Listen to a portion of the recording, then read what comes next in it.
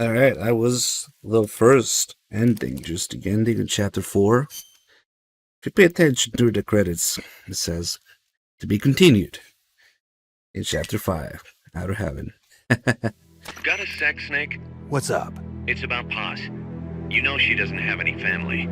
She got a scholarship thanks to Zadornov and was living at the dorms, but he was KGB. All signs are her scholarship came from the KGB too. Even if they let him go, she's not going to be seeing any more money.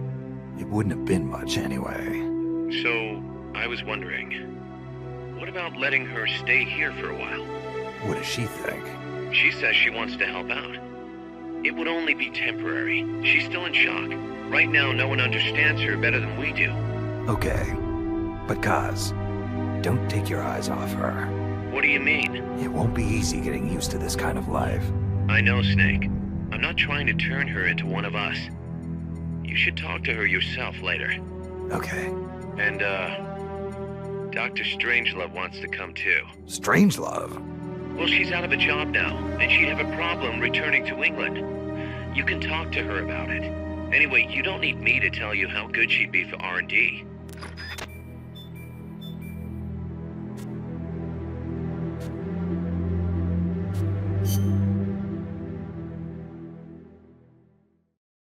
Let's see. Should we do Zeke first or Strangelove tapes? Let me see. Let me see what Zeke is at. So next thing we want to happen is to build Zeke. Go on a date with Paz. Listen to Strangelove's tapes.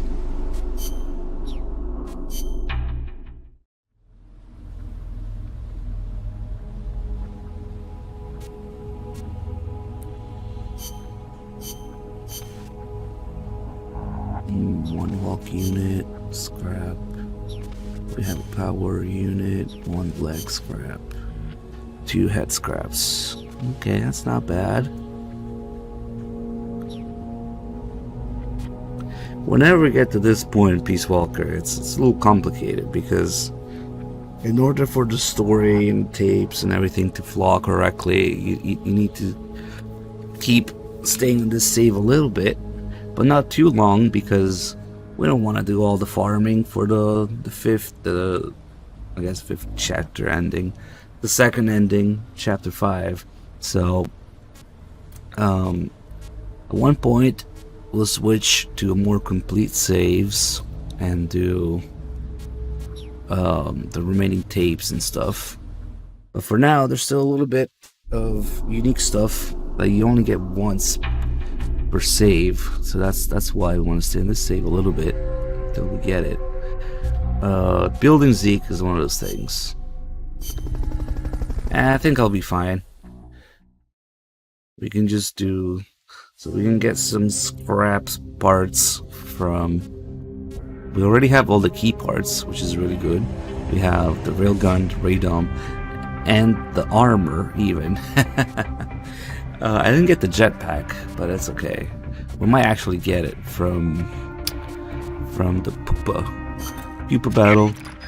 Let's repeat this a couple times. Get some more scrap metal to build Zeke from it.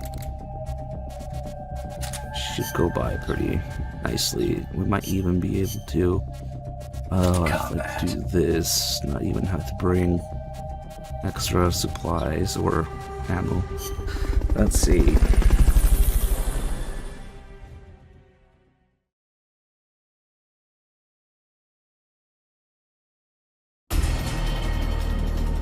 It sucks going back to another mission as the first thing in a new chapter. Well, actually, Chapter 5 doesn't really start until Zadornov escapes.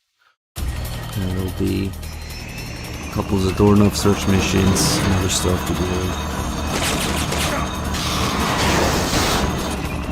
That's an AI weapon, the Pupa. It's fast, so be careful.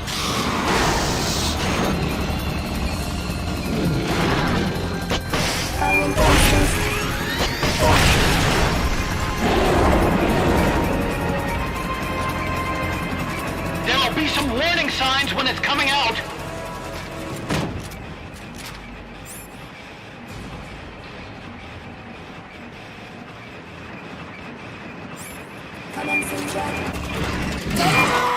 They've okayed the request for support.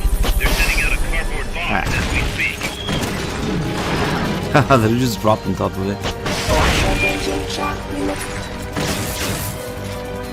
Shit, where'd that ammo go? Underneath.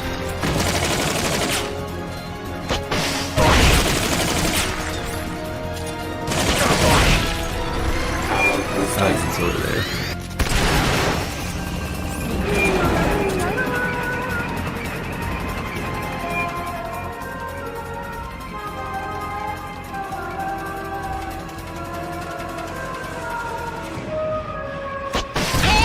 Shoot them, not me!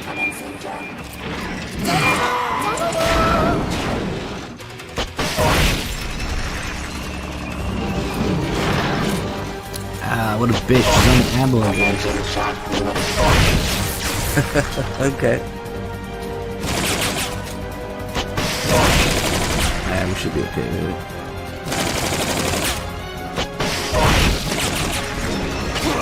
Bitch. What a fat ass.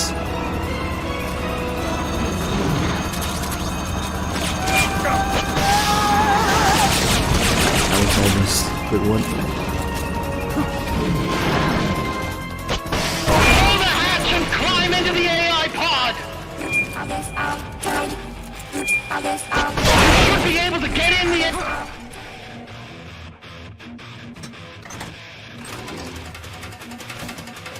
Yeah, that doesn't kill in one hit. Just like an MGS3 when you get absolutely shreked by the Shagohod, get run over by the Shagohod. A little bit of health. It's fine. Pull out all the AI's memory boards before the pod's ejected. The black memory boards are locked. Go after the boards with icons over them. Oh, there's a tape there. You can unlock memory boards by destroying the mechanical components that they control. Any boards you remove can be used to build our own AI weapon. Memory boards have different functions according to the icons displayed over them. Go ahead and take whichever ones you want.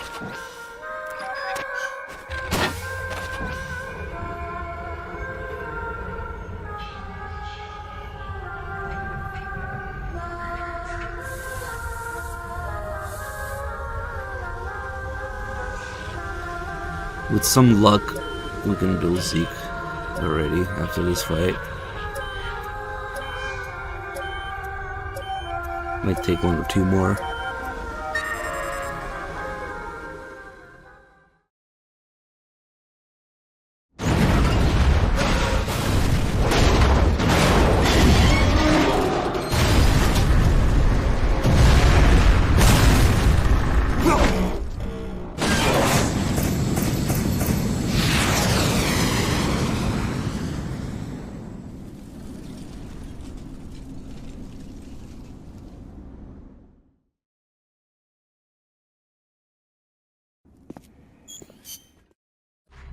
There's no need for a human pilot. They can only follow simple commands, though. Why build them here? I didn't actually show the Mark II on the For the desk here CIA. earlier, so They there it invited me is. here a year ago. That's who that.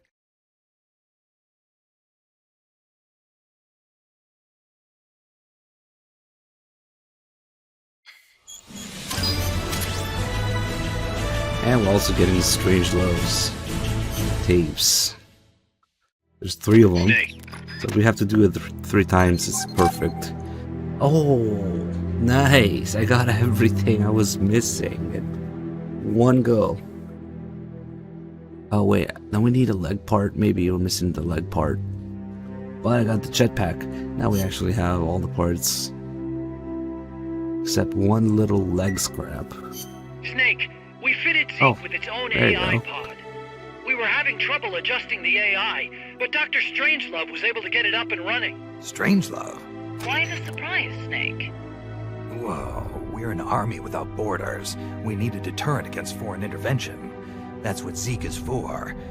It may even prove necessary to... I'm not against deterrence itself. The problem is when a nation comes to rely on it. All that does is force a burden on its people. The same people that constitute the nation itself. The existence of nations is detrimental to man. That's why I, one without a nation, see potential in MSF. But power is required for you to distance yourself from nations. I will do whatever I can to assist with that. Glad to hear it. And I merely lent Huey a helping hand.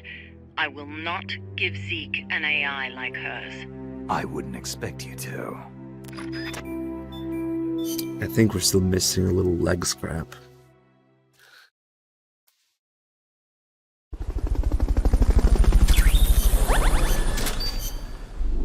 Yeah. It is missing a leg. Yep, one leg scrap. Okay. It looks like a chicken right now. Just use those as legs. Chicken legs. Those supports there are not really legs, but chicken legs, almost. We can't actually equip any of these until it's complete. Okay. So we can get a leg part. Maybe because the pupa doesn't really have legs. Well, none of them really have legs, except Peace Walker. Let's see.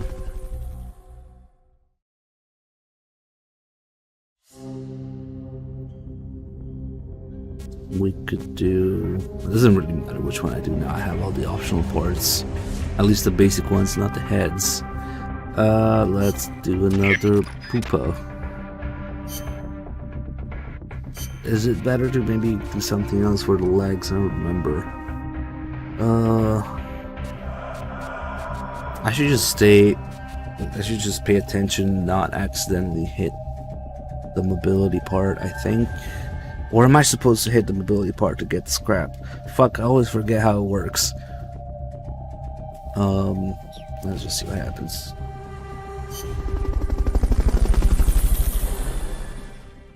If I hit the part, it unlocks the memory board for it. But then it doesn't give me the part. You think that because they're called fucking scraps, that you might want to destroy first? But I don't think that's how it works.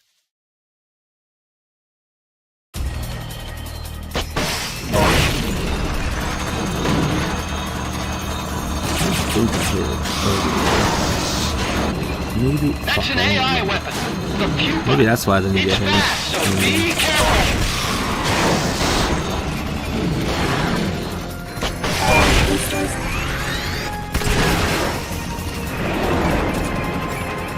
Yeah, I always get thrown off There'll be some because warning there's signs when it's coming scraps. out. So you think Aim for the cylindrical AI pod. destroy it to get the scrap, right? No. They've okayed the request for support. They're sending out a cardboard box as we speak. Well, they're making the leg scraps from other parts.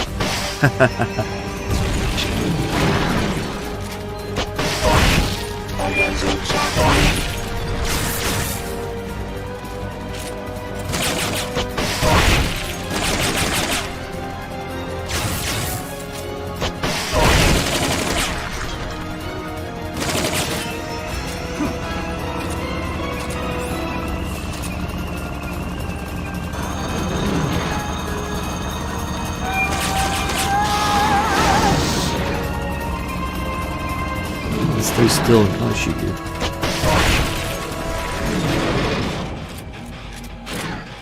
Take those lightning rods out. They direct its electroshock attack.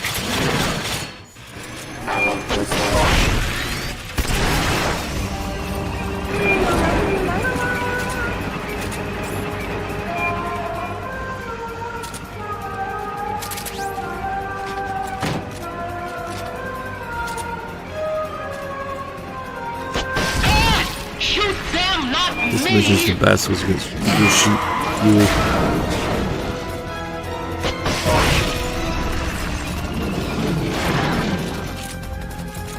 Pull the hatch and climb into the AI pod!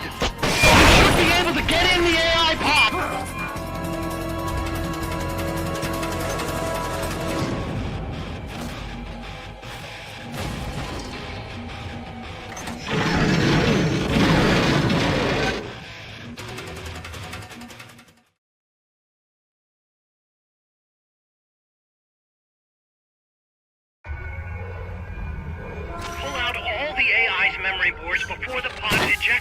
The black memory boards are locked. Go after the boards with icons. I might as well do another time to get the third tape, you know? These are the tapes of Strangelove describing her background Unlock memory boards by destroying and how she got hired by the CIA to do this. Any boards you remove can be used to build our own AI weapon. Memory boards have different functions according to the icons displayed over them. Go ahead and take whichever ones you want. And is that also where she talks about her relationship with the boss? And I think so.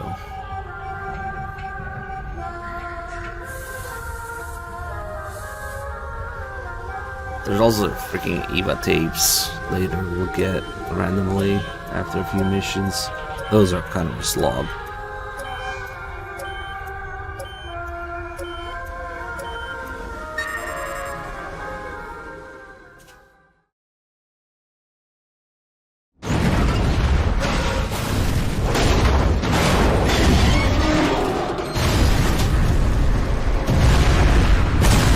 It would seem that at this base, 3 Dog's gonna finish Peace Walker, the last hour or two of it, and then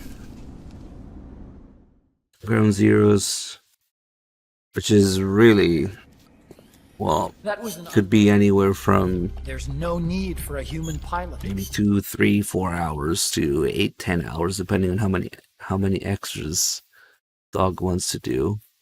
Either way, within 12 hours of its shift,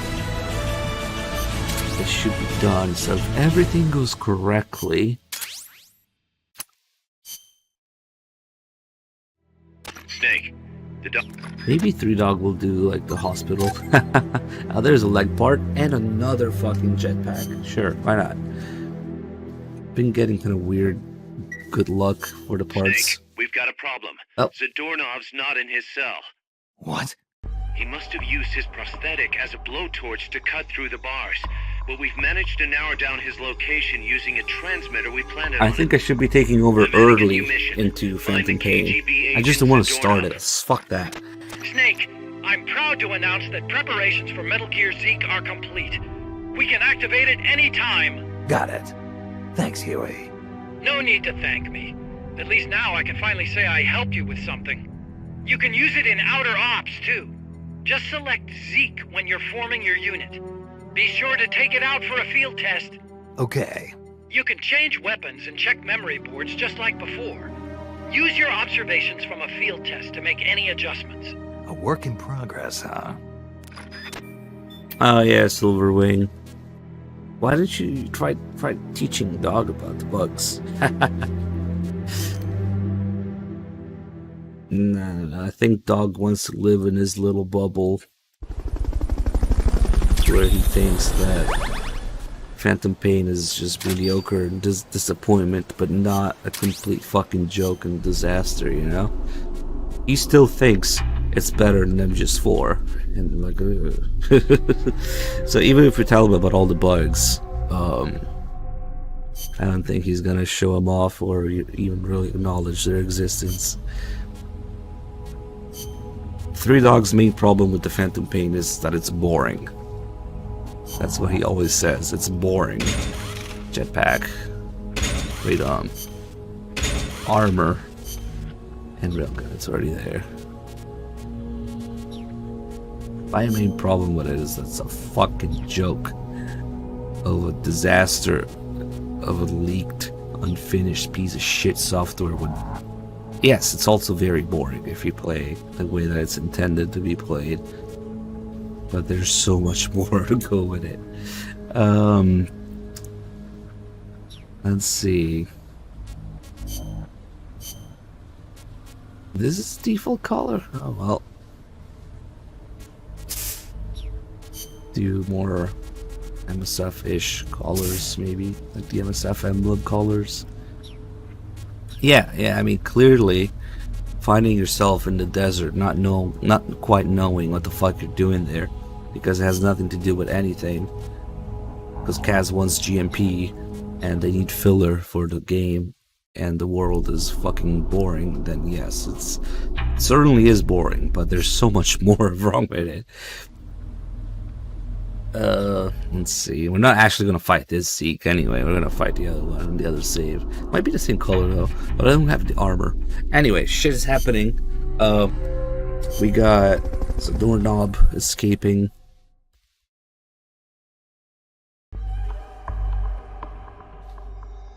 That's the beginning of chapter 5.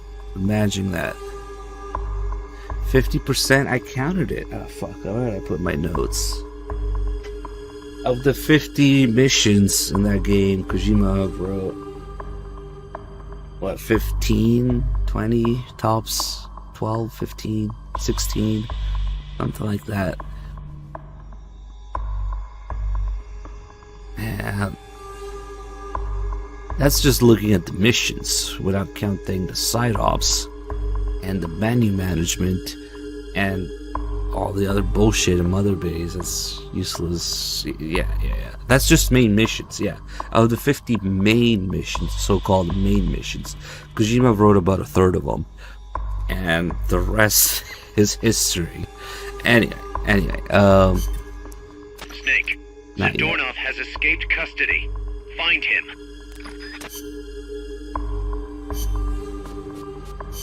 Zadornov, chapter 5.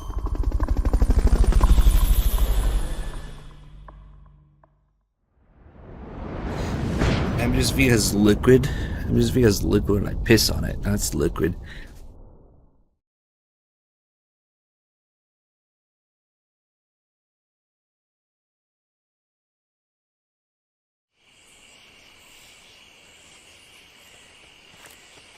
Find Zadornov and bring him back here with Fulton Recovery. Let's see if he's here. He's either here or to the north.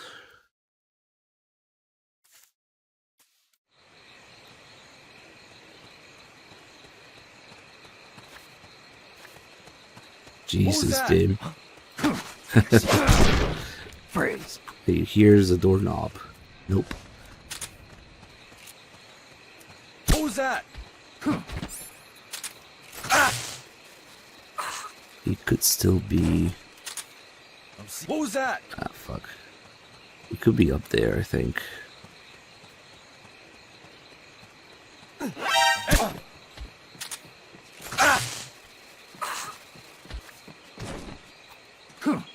Come on, be here, please, you asshole. Nah, that's a random ass prisoner. Okay.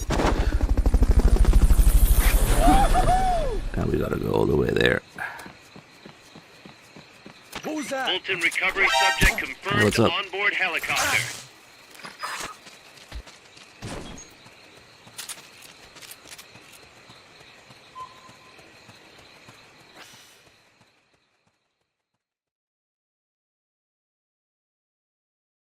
What, really?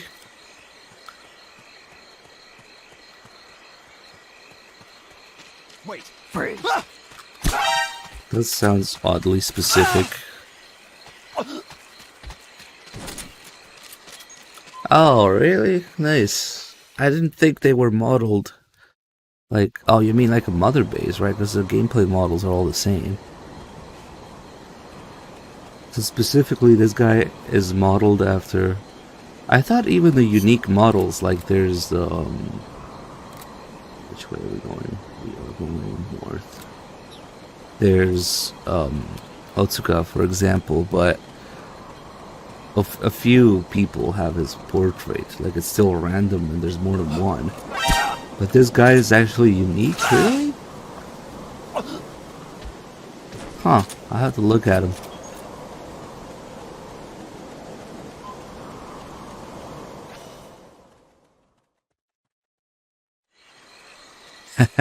I'm just Visa attacked them and then I have bad news.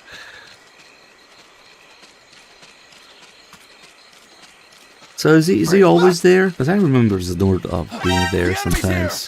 Fuck, I shot him between the legs. Oh well.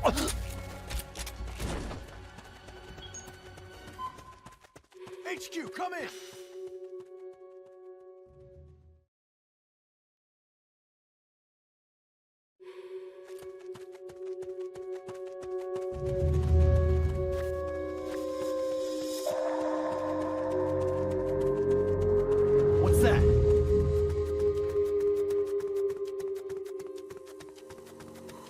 be here. Guess not. Nope. The enemy's Be in there, I think. There he is. Start talking. Down. Start talking. Down. Come in, HQ. This is HQ. God damn it. This is patrol. All clear. I don't know. Understood. Stay vigilant. Try using Fulton recovery on him. Head for the recovery zone. We'll pick you up there. I knew you could do it. Piece of cake, right?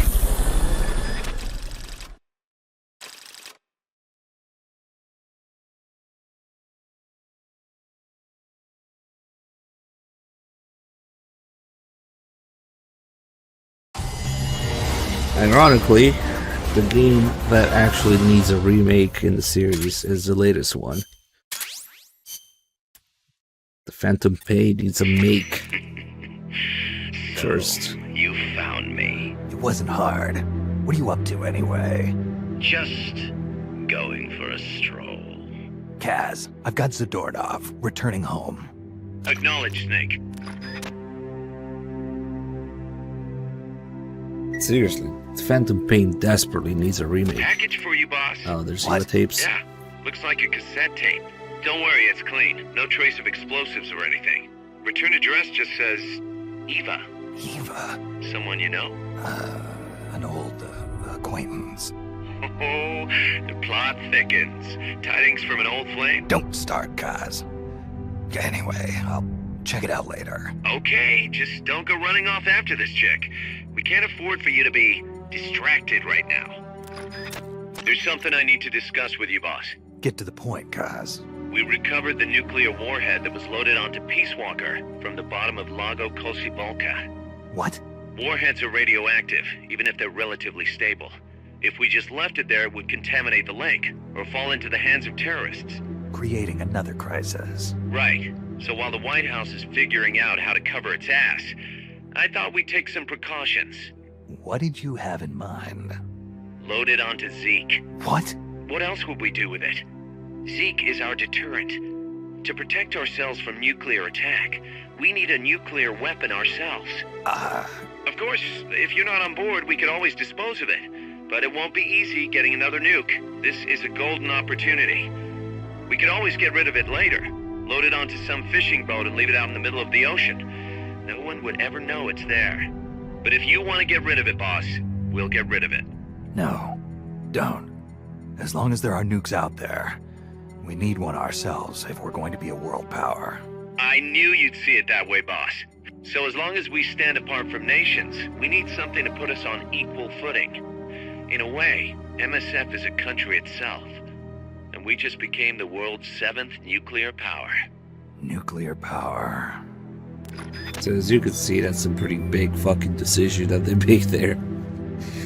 Also, Kaz's way of supposedly disposing of the bomb, or the nuclear warhead, loading onto a fishing boat and leaving in the middle of the ocean. Wow.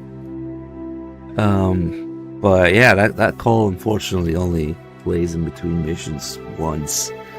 So we keep going for a little bit until we get that call.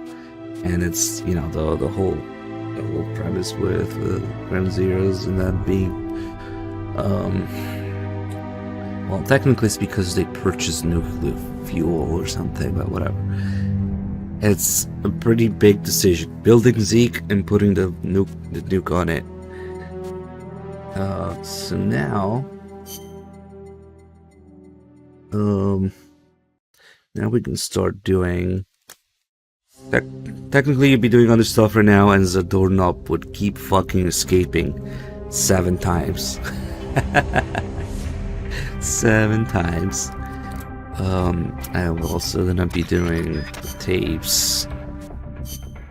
So now we got Strangelove. Get comfy because these are great tapes. We're gonna do all of them. This pretty much, well, among other good things actually, but it also kind of explains what happens with the first ending. which is basically almost like a recreation of MGS3's ending, where the boss lets Snake win to prevent nuclear war. So in MGS3, she lets him win, and in here, the AI drowns herself to prevent nuclear war, same way. So once they see that happen, they know that once you accept the fact that the AI was a perfect recreation of the boss's thought pattern and decision making, then if the AI did that, it drowned itself, then it means that the boss also had the same thought pattern and let Snake win to prevent nuclear war in MGS3, exact same thing. So, and also, well, all the AI stuff, really the only fictional part about all this is that you could create the perfect AI that is a perfect recreation of the thought patterns and decision making and knowledge of the boss. Once you understand that is the case and you accept it, then I don't really like the way that they put it in the cutscene itself, where they say a ghost in the machine. They almost make it sound like it's supernatural or something. Like, but if you do the tapes, it becomes a little clearer. That's actually a real concept of the ghost in the machine. It's not some supernatural thing. It's just once you recreate the thought patterns, decisions, knowledge completely, then at that point, what's the difference between that and a real brain, right? These tapes are all about that. It's really good stuff. AI stands for artificial intelligence. It refers to a man-made machine possessing an intellect on par with that of a human being. Is that even possible? Possible. You've seen it with your own eyes. What the AI weapons are capable of. How Peace Walker carried out the boss's will in the end. No mere machine could ever choose to sacrifice itself like that. I just can't see how a bunch of circuits and switches could have a will of its own. It's called the ghost in the machine, Snake. And it exists.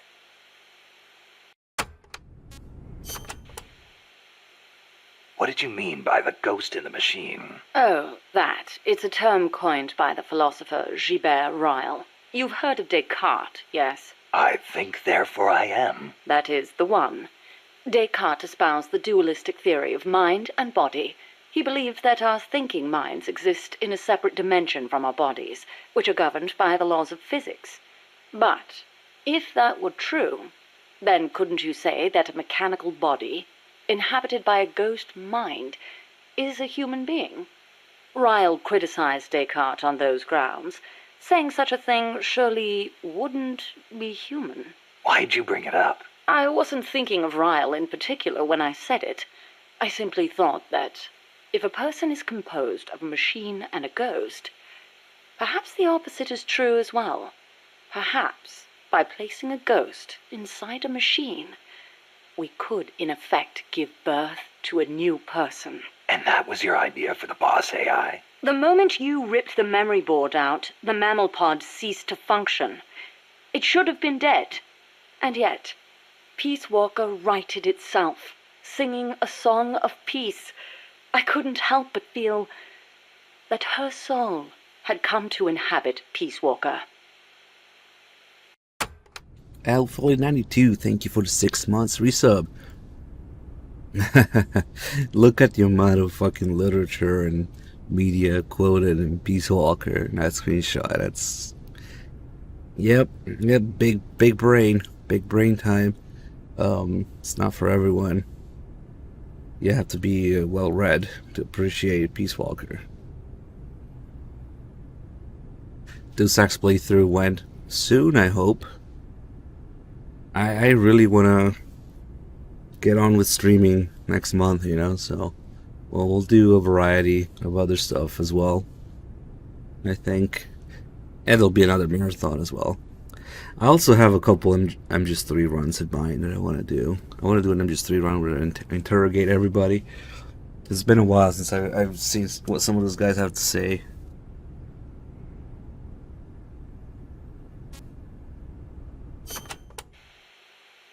Let's Let's say, hypothetically, there really was an intelligent machine. How would you prove it? What's the difference between a high-level computer and an AI? It depends on what you choose to define as intelligence. For example, Snake, listen to my voice talking to you now. Suppose it were an AI. Say what? What if the living, breathing me sitting here drinking tea and talking to you were actually an AI, programmed to simulate my thoughts and my voice? You're nuts. No, I'm not. You couldn't prove I was a real human being, could you? It'd be... No. So if an AI is so advanced you can't tell it from the real thing, wouldn't you call that intelligence? I'm not quite convinced. But that's only one way to look at it. It's roughly how Dr. Turing explained artificial intelligence. The test I described is called the Turing test, in his honor. Yeah, well, sounds like a bad joke to me. That singing monster of yours put me through hell. If I never meet one again, it'll be too soon. Shame. And I was about to let an AI take my place in our conversation. Don't even think about it.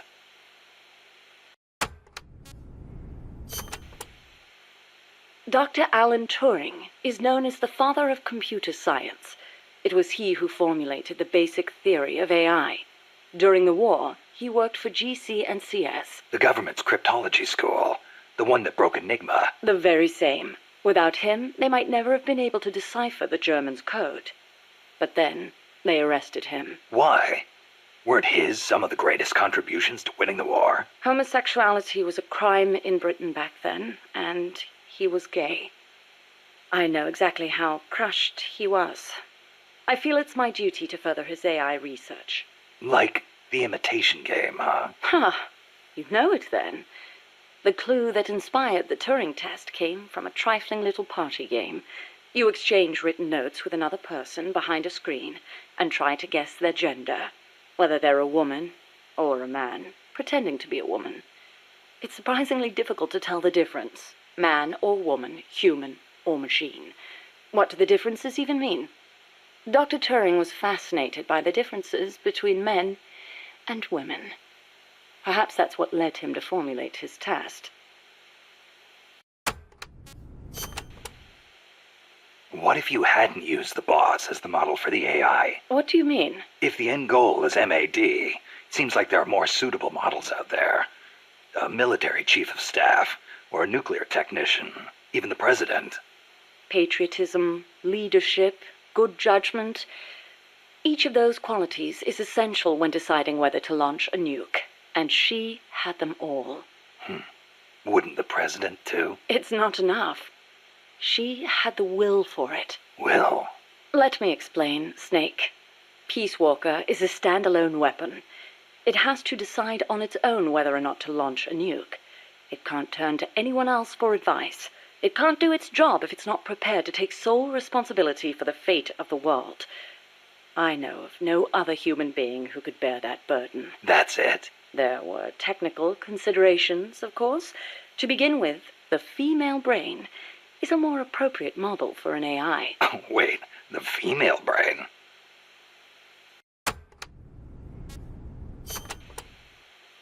What do you mean by that, modeling your AI after the female brain? Snake, what is the human mind capable of that a computer is not? Being lazy? Interesting response. And not incorrect. But the answer I was looking for was empathy. Empathy? The ability to feel for others, to be more precise. Love for a child. Pity for the weak. Grief for the dead. All of these are particularly well developed in the female brain. That's stretching it a little. On the contrary, it's perfectly reasonable. The male brain, on the other hand, may be well suited for systematic thinking, but it's less able to empathize. In that sense, it's closer to a computer. So if your objective is to make the AI think more like a human... You need to teach it how to empathize like a woman. The novel, Do Androids Dream of Electric Sheep, deals with this very problem. In the book, an empathy test is used to distinguish between machines and human beings.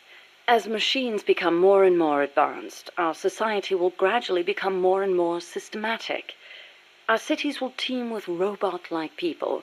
unable to feel for others. We cannot allow that to happen. Computers must learn to empathize. The same goes for humans, only more so. Well, what about yourself? You make these claims, and yet I've never seen you empathize with a real person. It's true. Until now, I was a prisoner of death. It was my intention to die upon the completion of Mammal's development. She was my one reason to live. But you changed your mind. I did. Because she taught me the dignity of living. My eyes are open now. I want to go on living and seeing real people. Huh. I see. That's the book that the Blade Runner movie is based on.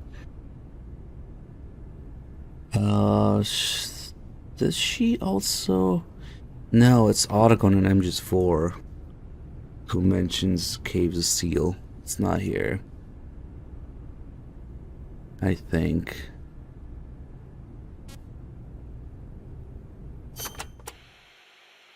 Is it really necessary to make machines think like humans?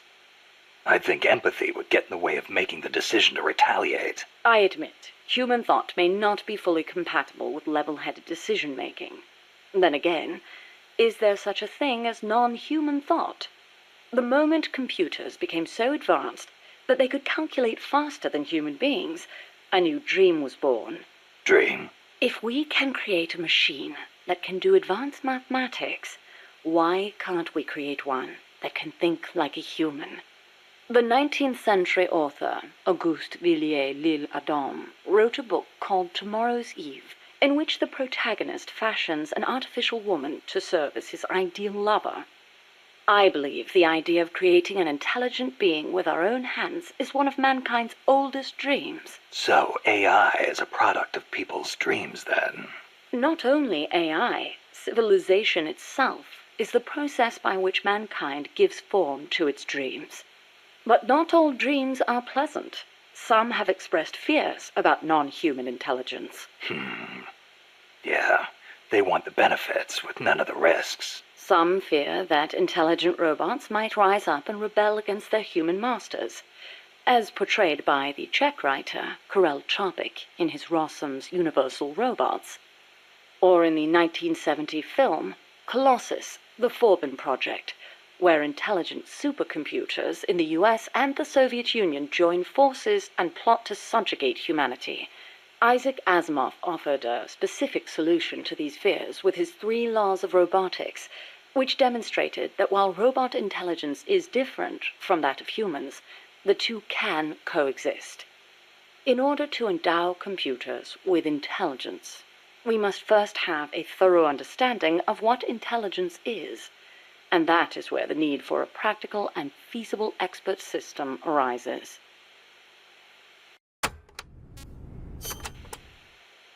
So what's an expert system? The AI housed within Peace Walker began development as such a system. An expert system is a type of proxy program by which a computer makes decisions as an expert would. The program, Mycin, for example, is a system that decides which kind of antibiotics to prescribe. The system asks the patient a series of questions to narrow down the range of appropriate drugs. So you program Peace Walker to prescribe live nuclear warheads instead of penicillin. What I realized, however, was that a simple expert system wasn't up to the task. You need more than expertise to launch a nuke. Indeed, expertise is a necessary prerequisite, but insufficient on its own. Deciding to launch a retaliatory strike requires consideration of a wider range of factors. In such a scenario, the entire global situation becomes the criterion for making a decision. Makes sense. You screw up the prescription and the whole world goes into anaphylactic shock. A weak AI that only has a limited range of knowledge upon which to base its decisions won't cut it. Therefore, I had the AI study the boss's thought patterns, thus creating a true expert system. A strong AI. You couldn't leave the world in the hands of something with anything less than absolute worldview. I could have built a simple expert system in no time at all. Say, how would you like a system that decides which guns you should equip according to the mission's parameters? I'll pass. I'm not gonna leave my life up to somebody else's judgment. Especially not a machine.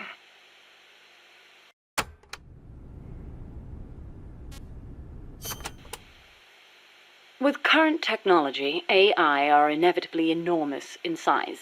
But as circuit integration continues to advance, they will become even smaller. As small as human brains, and perhaps smaller than that. And in the meantime, robotics will continue to advance as well, to the point where we can create androids, robots that resemble humans. And then... And then what? Well, I don't need to spell it out for you, do I? Don't tell me you're thinking of making an android imitation of the boss. Surely the thought has crossed your mind as well, of one day being reunited with her? Enough! I don't want any part of it. I see. I didn't mean to offend you. In reality, AI is more likely to evolve in the opposite direction anyway.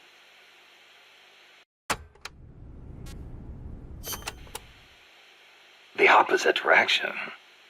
What does that mean? More and more, AI are becoming systems that specialize in mass information processing, without human intelligence, thought, or emotion.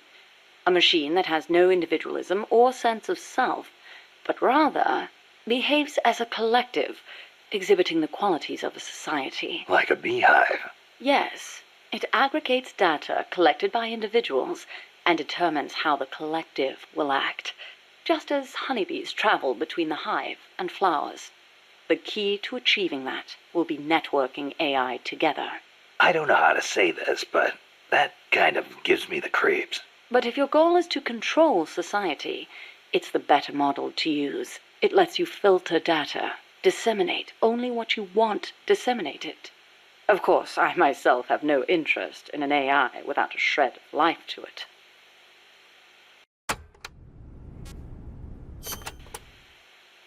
Earlier, you called the mammal pod a butterfly.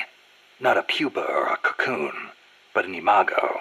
Yes, the AI that came before the mammal pod were works in progress. Works in progress. They were enough to keep the frame running, but not enough to make decisions about nuclear retaliation.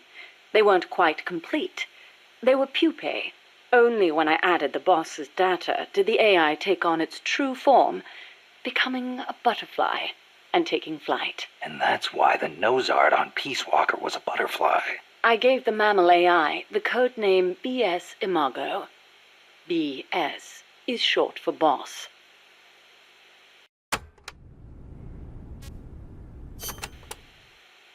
Huey called that gigantic unmanned chopper a chrysalis. Is that another one of your AI code names? Yes, you're referring to the TJ Chrysalis 6000. There's also the GW Pupa 5000, the TR Cocoon 7000. I get it. A hovercraft type and a treaded type. And those letters on the front. TJ, GW, or whatever. Those are initials? Correct. The initials of the American presidents whose faces are carved into Mount Rushmore. Then you're missing one. I assigned that one to the reptile pod. AL Aurelia 8000. Aurelia. Another word for chrysalis. A pupa just before it emerges. All of the initials, except for BS, were of Coldman's choosing. I chose mine from the storied ranks of British royalty. MS, AV, EW. What do those stand for? You can't guess. Why, Mary Stuart, Alexandrina Victoria, and Elizabeth Windsor. All queens. Of course.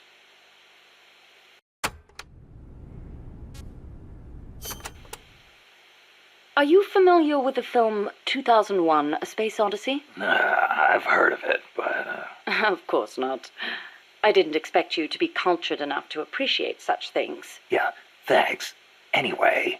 2001 features an AI called HAL, a highly advanced system that controls an exploration spacecraft. It can converse with people, and even play chess. Huh.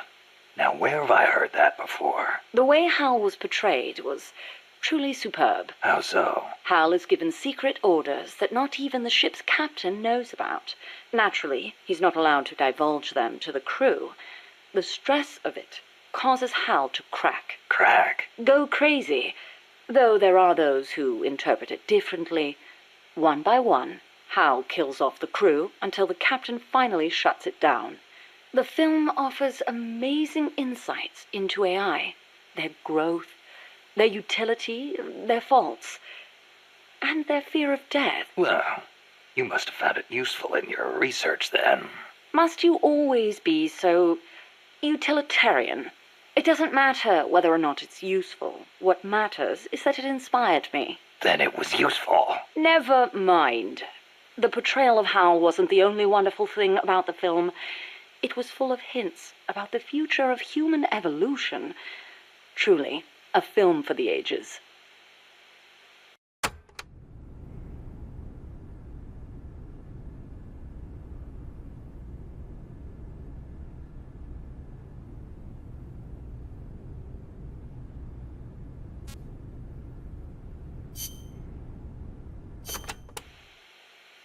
Strangelove, when did you and the boss first meet? Did she ever tell you about what she saw in space? Yeah. I saw the same thing along with her. The Soviets beat America into space with Sputnik, and so America rushed to be first in manned spaceflight. NASA used her as their top secret guinea pig, launching her deep into the cold blackness of space. I took part in the project as a scientist. You were there with her? Yes.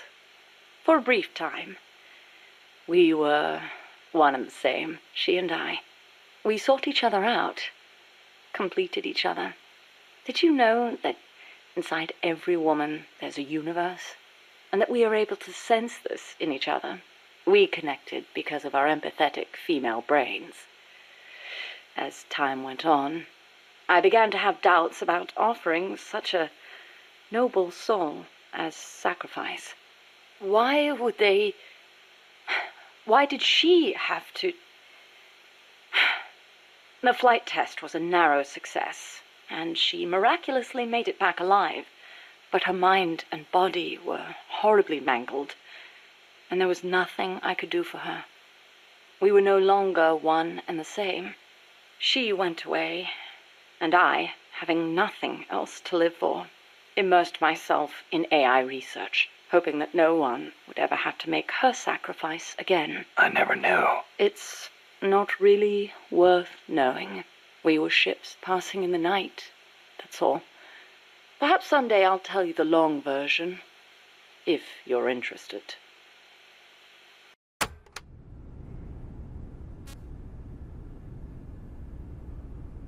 Actually, we do have the long version. If we go here, we got... Wow, we only got 2. That's right. We need to do one more. Let's quickly do a poopa. But first, you have to take a dump. And we'll get the third one. Combat.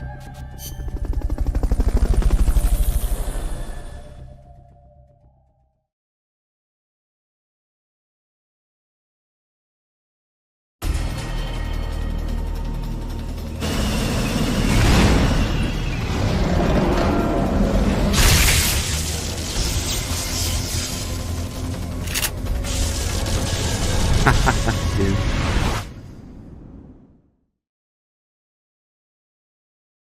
Yeah, that sounds about right.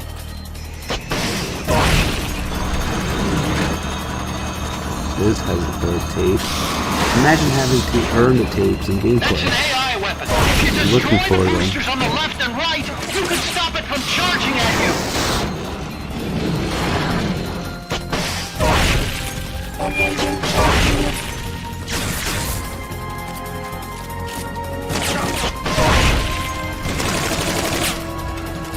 Aim for the cylindrical AI pod.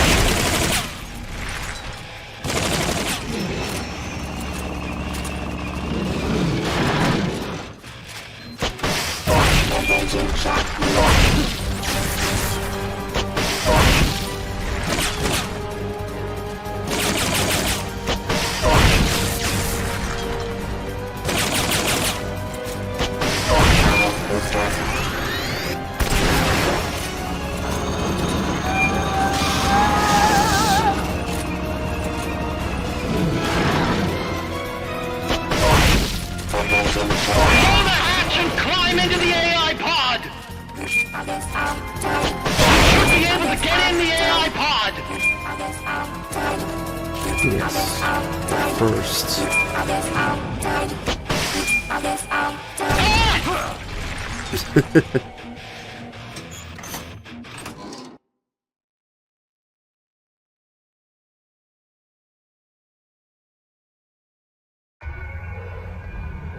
Pull out all the AI's memory boards before the pod's ejected. The black memory boards are locked. Go after And the there it boards is. with icons over them. It's a huge ass fucking tape. Did they have tapes that big, or did they just make it look ridiculous? You can unlock memory boards I don't know, by maybe destroying the there's mechanical some other components that model they cassette control. tape that's that big. Any boards No you way. remove can Now the be used to Walkman build isn't our that own big. AI weapon. Memory boards have different functions according to the icons displayed over them. Go ahead and take whichever ones you want.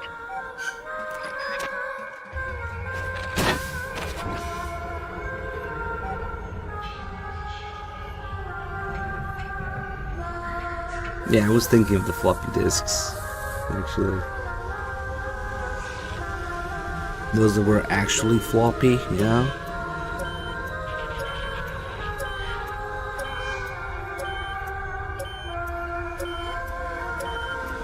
Because the smaller ones are kind of rigid, actually.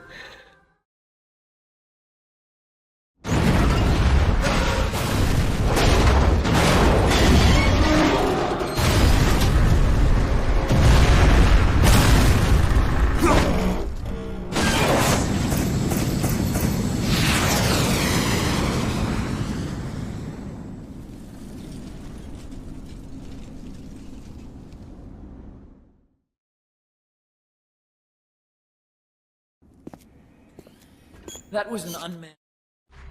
There's no need for a human.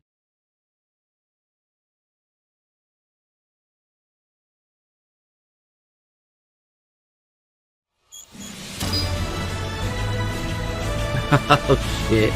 There's somebody praise Bloodstein in front of Dim.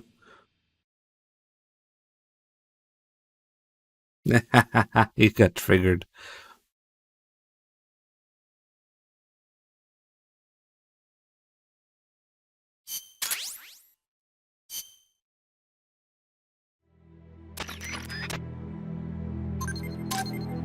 Another fucking jetpack. Are you serious? We got 3 jetpacks out of 4 fights. Okay, let's do all these. These are really good, actually. Also, Strangelove and Boss Tapes.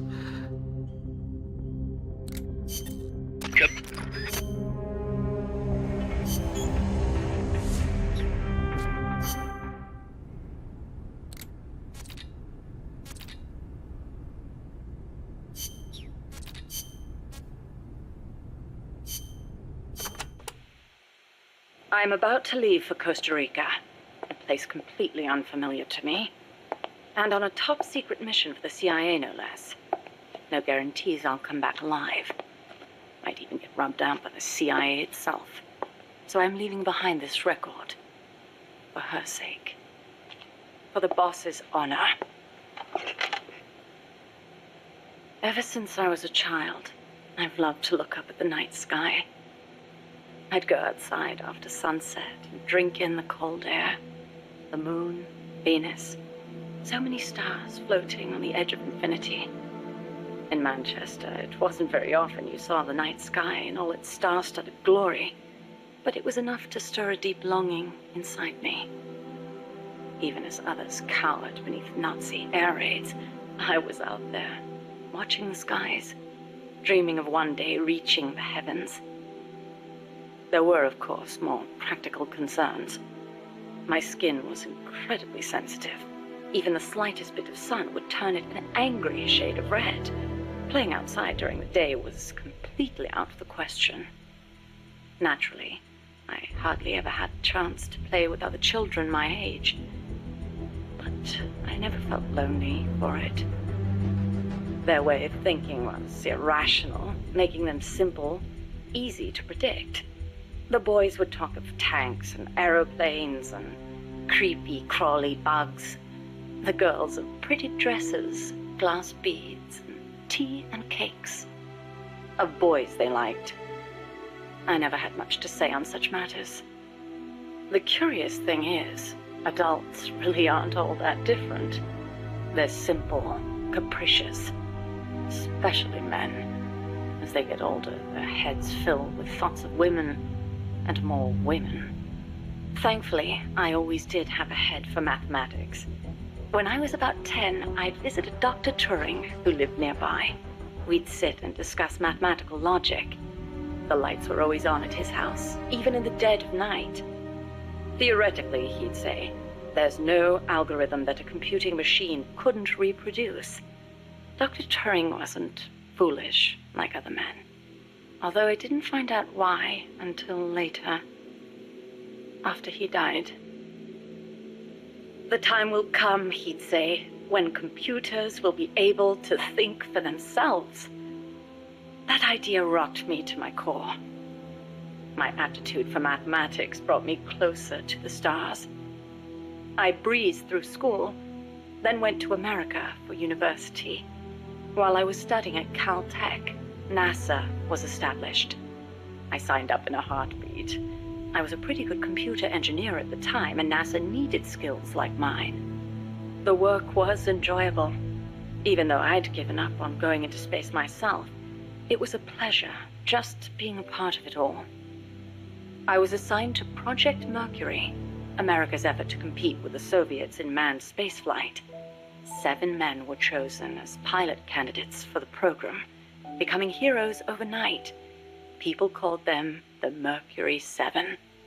The project made good progress, more or less. We had all the funds and materials we needed. After countless hours of analysis, we even had plans for something on par with Sputnik. We thought it'd only be a matter of time before we caught up with the Russians. They'd sent a dog into orbit and brought it back safely to Earth. But NASA top brass dismissed that success as a fluke. The Americans recovered their re-entry capsules at sea, but the only ocean bordering the Soviet Union is the Arctic, so their re-entry capsules had to make impact on land. A dog was one thing, but human spaceflight would still take some time, or so we thought.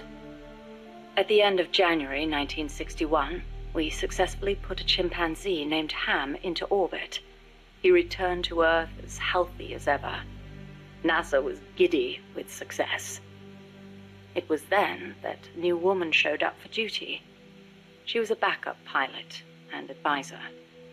She was beautiful, with blonde hair, strong mouth, and a steely gaze. But there was something else in those eyes, a twinkle of something warmer. Of affection. It was the boss. She took one look at us in our revelry and murmured, "Savor this joy today, because tomorrow you'll have to face the truth." And she was right. The next day, our project schedule was accelerated.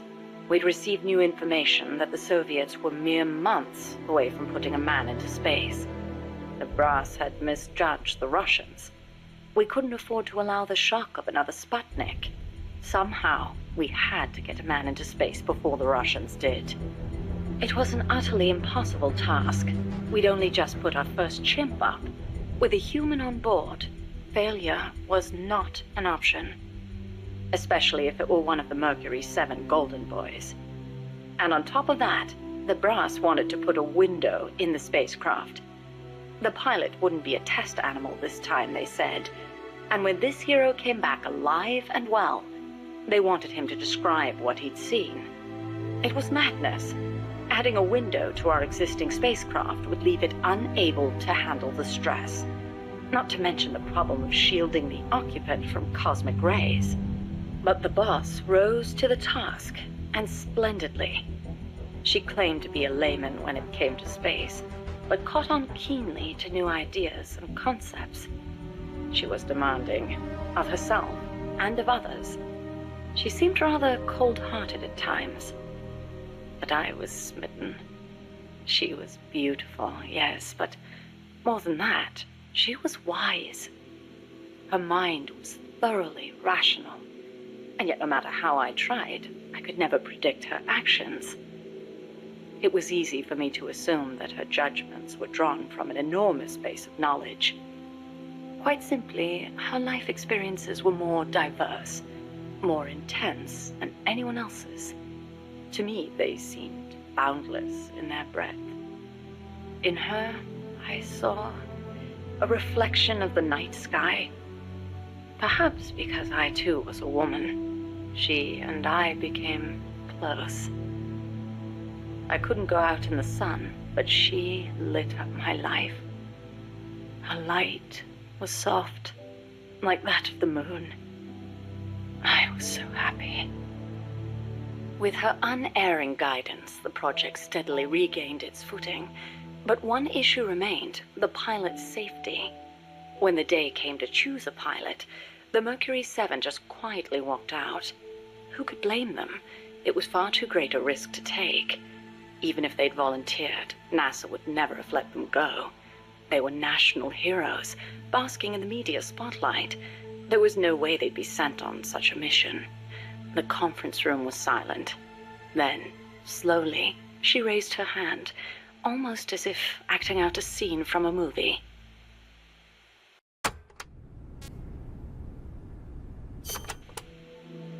I spoke out against her going, submitting a report stating the ray shielding was inadequate. But the brass's response was brusque. She's already been exposed to a nuclear test in Nevada. She's the perfect candidate. It was completely irrational. Repeated exposure to radiation would only increase the danger. But the government was still reeling from the Soviet success with Sputnik. There was no hope of getting a rational response. They were simply too panicked. People can be so obtuse when it comes to things they can't see. I, however, understood all too well. Just as invisible ultraviolet radiation scorched my skin, heavy particle radiation from space would cause irreparable harm to human tissue. In a word, she was expendable.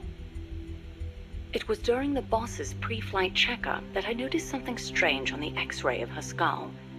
Part of the right hemisphere of her brain was damaged. It seemed inexplicable, given her keen intelligence and amazing physical prowess, but there it was, and I decided to report it. I hoped that perhaps my discovery of a physical defect would result in the flight being cancelled. But as I went to make my report, she stopped me. "Why?" I demanded. "How can you let yourself be their guinea pig?" Ignoring my protests, she took me up to the roof of the lab. The night sky was ablaze with stars. It was there that I learned how she had wounded her head. 1943, Los Alamos. She was serving with the Special Forces when she received new orders. A German spy had infiltrated the Manhattan Project, which aimed to build the world's first atomic bomb. She was to eliminate him. His name was John von Neumann, a mathematician with superhuman computational abilities and the designer of the explosive lens.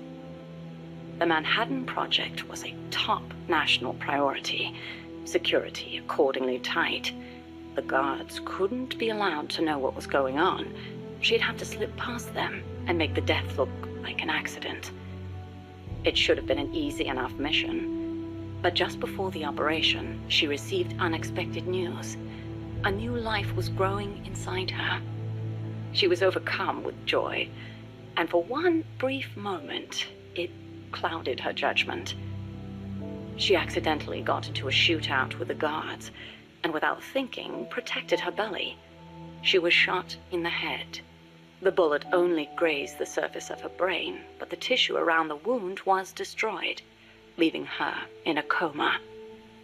She wasn't given much chance of recovery, but 3 months later, she woke up.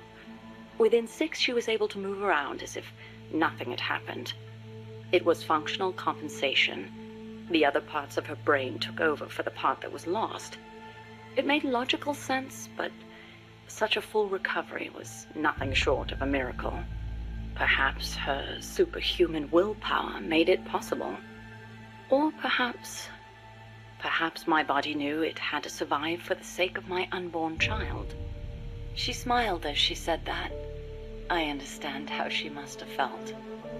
Some have taken to calling me Ms. Left Lobe, she said, because I'll do anything for the mission. She was tough, yes, but she had feelings too.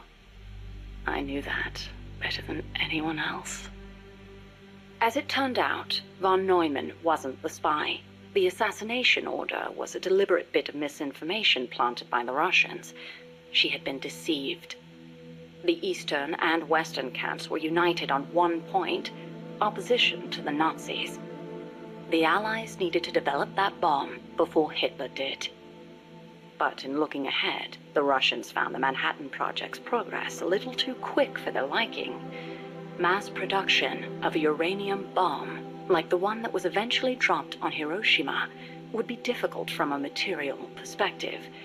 But a plutonium bomb, once perfected, could be mass-produced, and eventually even miniaturized. And Moscow did not like the idea of America having that kind of head start. Explosive lens technology was critical to the plutonium design, so the plan was to get rid of its pioneer, von Neumann. And when that plot came to light, the US and the Soviet Union parted ways for good.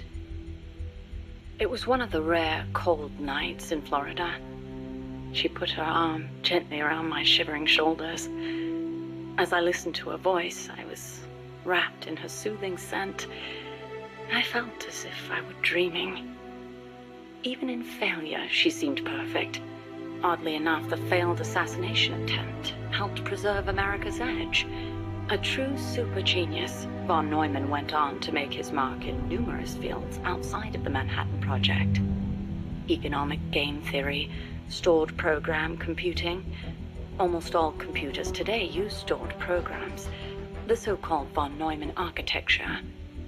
His death would have set back computing 10 years, and I wouldn't be at NASA doing research. I wouldn't have been there in her arms that night. I thanked the fates for giving me that chance. But then she said something unexpected. I should have killed von Neumann when I had the chance. Why, I asked. Wasn't the order a Soviet plot? I looked up at her as she began to explain. Yes, von Neumann was innocent, and killing the innocent is a grave crime. But I can't help but wonder, had I succeeded, what would the world be like now?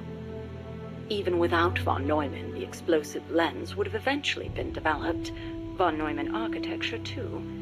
But she seemed to believe that if progress had been put off for a few years, then perhaps East and West would have had a chance to work hand in hand. I'd never considered such a possibility, but her tone was confident, assertive. It was as if she intended to make the two superpowers shake hands herself. The explosive lens was developed too early, spawning a Cold War and an endless nuclear arms race, she continued. That mission sprung from deceit, but maybe it was divine providence too. It was like she was speaking to her own child. Her large, warm hand was on my head. I failed the mission because I let the mother in me take over. I should have killed him, no matter how great the guilt. If I'd killed him, I might not have prevented Hiroshima, but maybe I could have saved everyone in Nagasaki. I looked up at her and saw her looking up too, up at the starry sky. Her face showed only deep remorse. It was as if she'd convinced herself that she alone was responsible for creating this twisted world. But that's no reason for you to sacrifice yourself for this. I knew I'd never dissuade her, and yet I still clung to hope. I know you're concerned, and I thank you, but I have to be loyal to the end. And then she smiled at me. Loyal to the end. Loyal to what? I asked. But she didn't answer.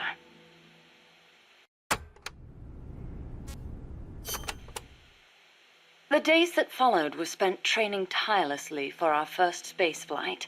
The boss endured conditioning that tested the limits of human capability. and I supported her. Those were happy days. On April 12th, the spacecraft carrying the boss left the Earth's atmosphere. Although it was only 20 minutes of ballistic flight, it was nothing short of miraculous, considering how little time we'd had. The first human in space. We were ecstatic. Then something went wrong. The re-entry angle was slightly off, warping the outer hull. The cause was clear. It was the hastily constructed window we'd installed. Her capsule missed the projected splashdown point by a long shot. As we raced towards the capsule, a breaking news broadcast came over the radio. It was the news report of the successful launch of the Vostok rocket, piloted by the cosmonaut Yuri Gagarin. They'd beaten us into space by the slimmest of margins. When we arrived, the capsule had already disappeared beneath the waves. The boss was floating on the surface. I can't really recall what happened next. They told me later that I gave a strange scream and plunged into the sea, not caring whether my skin would burn. She didn't wake up. Her entire body was bruised, burnt, scorched by cosmic rays. It was a miracle she was still alive. Every day, propaganda boasting of the shining accomplishment flowed out of the Soviet Union. The hardest part was having to read the report the next morning from Izvestia, the Soviet governmental paper. Written there after the report were those legendary words of Major Gagarin: "The Earth is blue." The person who should have said those words, though, was incapacitated, confined to a bed. NASA opted to pretend the flight had never happened. The Soviets had orbited a man around the Earth and returned him safely. We'd barely managed to escape the atmosphere and achieve ballistic flight. Even worse, the pilot was horribly mangled and the spacecraft lost altogether. As they saw it, covering it up was the only alternative to seeing the nation's pride dealt yet another blow. I've been told military records show the boss was taking part in the Bay of Pigs incident at the time. They were that desperate to erase the whole affair. In the end, Alan Shepard's ballistic flight 1 month later became known as America's first spaceflight. Shepard's flight owed its success to insights earned through the boss's sacrifice. But to me, none of that mattered.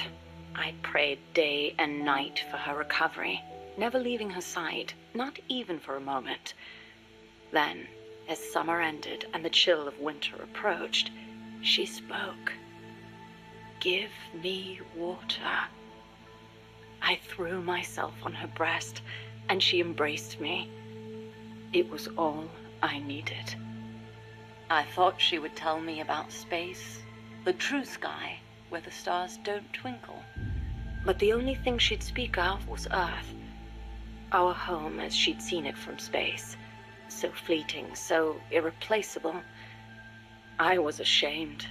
I'd been enamored for so long with the sky that I never thought to look beneath my feet, at the ground upon which I stood.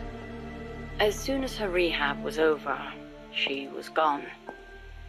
It happened without warning. No one informed me, and the higher-ups wouldn't say a word. It wasn't so strange or surprising, really. I simply assumed she was off to complete her next mission, because she was loyal to the end.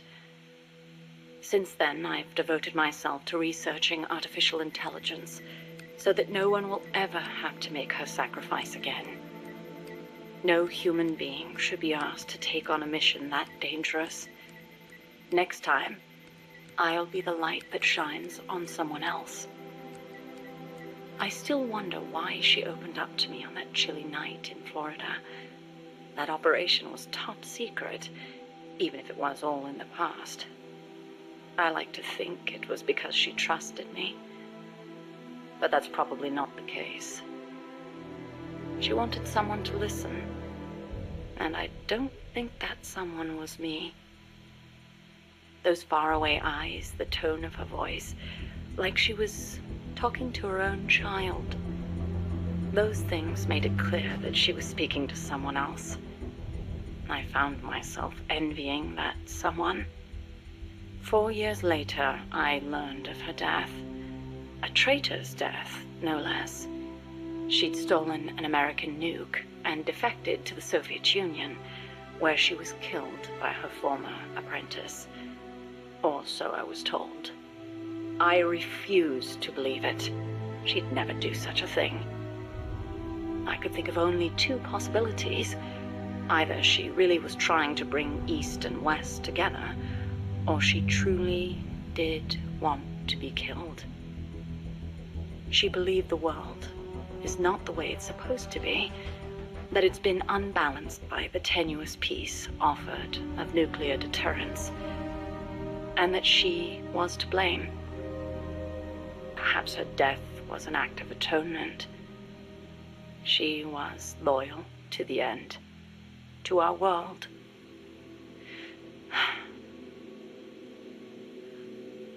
And I lost the light of my life. I now find myself victim to an incredibly irrational emotion of my own. That someone, the one she wanted to confess her sin to, could it be the one who took her life? The very thought drives me utterly mad with jealousy. One day, I will discover the truth. Alright, let's see. Wonder if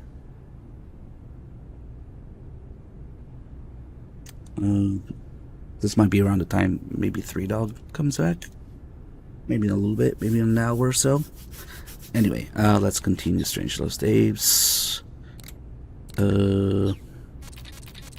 We were here because wait, you're not Strange Love.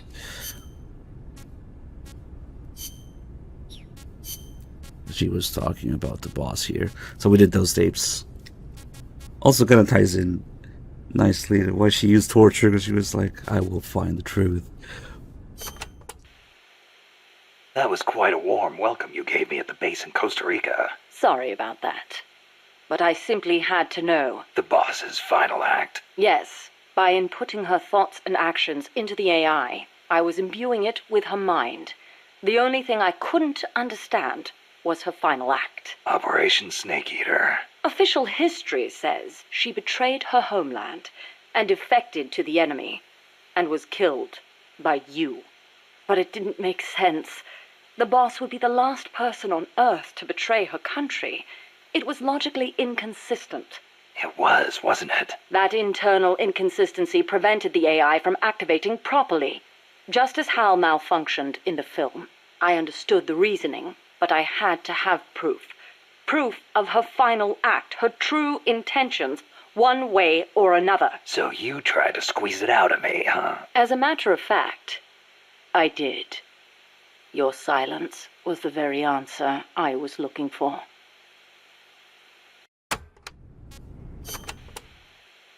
That white horse the boss rode. The Andalusian, yes. How'd it get to Costa Rica? I went looking for it. It was her final witness. Even if it couldn't speak, I found it and brought it here. Where? I thought for sure it'd be blown to ashes by those MiGs. I searched the ends of the earth for that horse, and found it at last in a horse market in Britain. Britain? Are you saying it came all the way over the Ural Mountains, through Europe, and across the English Channel? Who knows, really? Perhaps someone took it there. Wait, the thought never occurred to you that it might be a different Andalusian that only looks the same? I can't prove it. Or rather, I couldn't. What do you mean? You should know best of all. That horse wouldn't let anyone ride it. And believe me, I nearly killed myself trying. The only one it allowed on its back was you. That was the proof. Though I hate to admit it. And to think, I ran it to its death. But in that last run, it regained the glory of its youth, using the last of its strength to pursue its former master. Any horse would wish for such a fine end.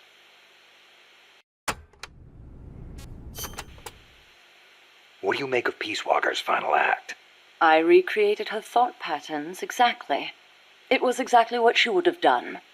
The world's most empathetic mind weighed the past, the future, and the entire world, and decided not to retaliate. Merely knowing that is enough for me. So, what you're saying is, we don't need deterrence to have peace? I didn't say that. What's important is that we wish for peace. MSF needs a way to protect itself from the might of nations. Survival requires pragmatic thought and action. But you must still retain your ideals. If the gap between reality and those ideals ever leads you to lose them, I doubt MSF will survive.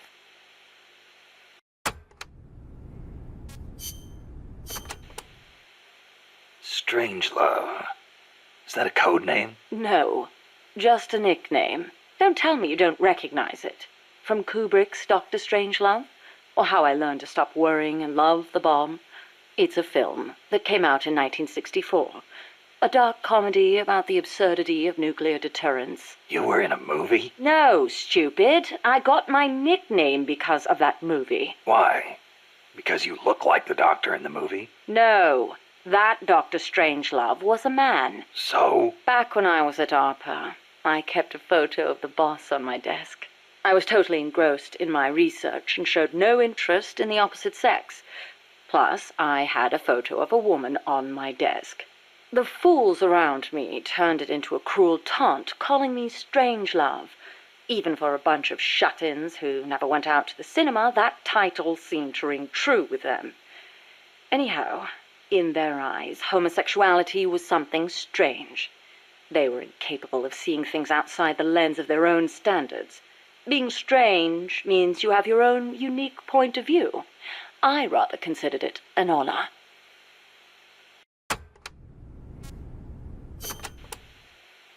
So, you were with ARPA before you came here, huh? Yes, back then it was really the only place I could make a living from my AI research. And before that? I started out at NASA. That's where I met her. When Boss went into space? Yes. It was that incident that turned me away from aerospace engineering. Space is entirely too hazardous a place for human beings. That was why I felt an immediate need to develop AI. As it turned out, rockets later became much safer, and mankind reached the surface of the moon. In any event, it was a hollow Cold War victory. When you get down to it, a nuclear missile is just a rocket with a nuclear warhead strapped to it. Thus, taking the initiative in the space race was tantamount to a military show of force.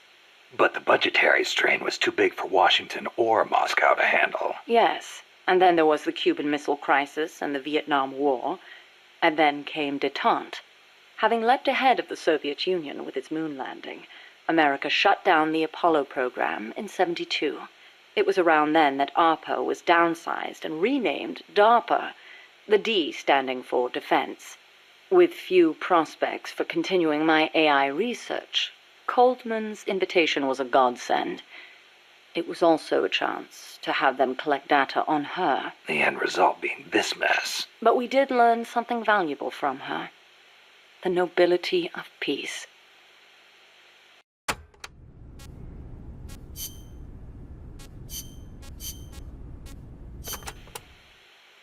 Why'd you agree to come here? To Mother Base? You intrigued me. Me? Hold on. You're not planning on modeling your next AI after me? Not a bad idea, but I have no intention of ever again attempting to transplant human thought into machines. Oh, that's a relief. You are the man who inherited the boss's will. You're gathering people around you, even now, shaping them, building a new organization.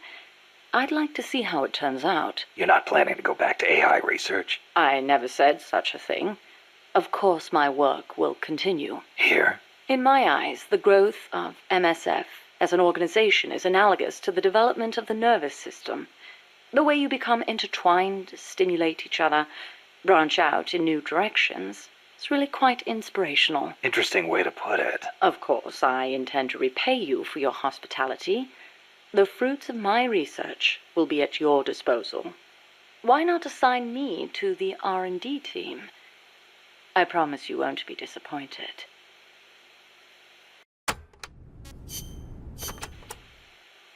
You know, that ID card I got from Huey wouldn't let me into the lab. Of course not. I deactivated it. Why? As though I'd let him into my lab. Oh, you don't seem to care for him much, even though you two are in the same field. Oh, please. For starters, I can't stand that wishy-washy attitude of his. If he's got something to say to me, he should be a man and come say it in person, not write some furtive letter. But if his card doesn't work, how's he supposed to— And another thing, the way he always demeans himself. Every other sentence begins with, I could be wrong, but... Why can't he just do what he does and be confident about it? Well, there was the thing about his dissertation being plagiarized. The real problem is he doesn't have a whit of independence in him. In Costa Rica, and even back at NASA, he was always following people around, asking if there was some way he could help.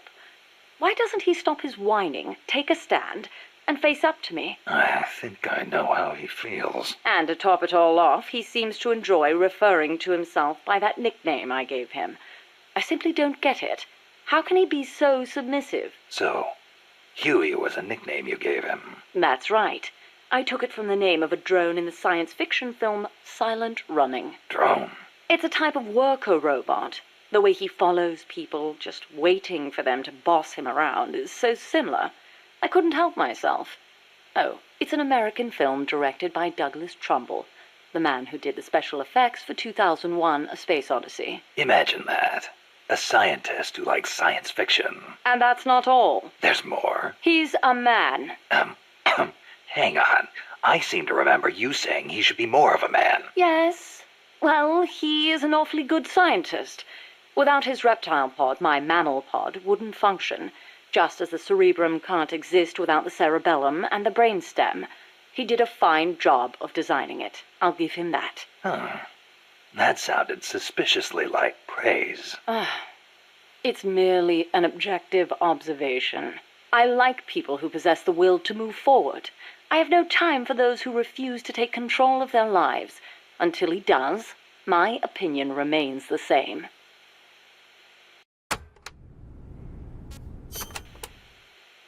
So, you and Cecile seem to be enjoying yourselves back at that lab. What are you insinuating? I only kept her because I didn't want our secret to be known. And the personal baths. You could have left her in there alone and locked the door from the outside. Yes, well, she seemed anxious, so I... Now, why would she be anxious? She was beautiful. I was only admiring her beauty. She was terrified. I never meant her any harm. She knew that. I know she did. But she felt like she was in enough danger to run away. No matter what I did, if Coltman found her, she would have been... You're right. The truth is, I wanted to save her. But not if it meant forestalling the completion of Mammal. So you made it easy for her to escape? Do you really think I am that soft? I'll admit security wasn't exactly tight.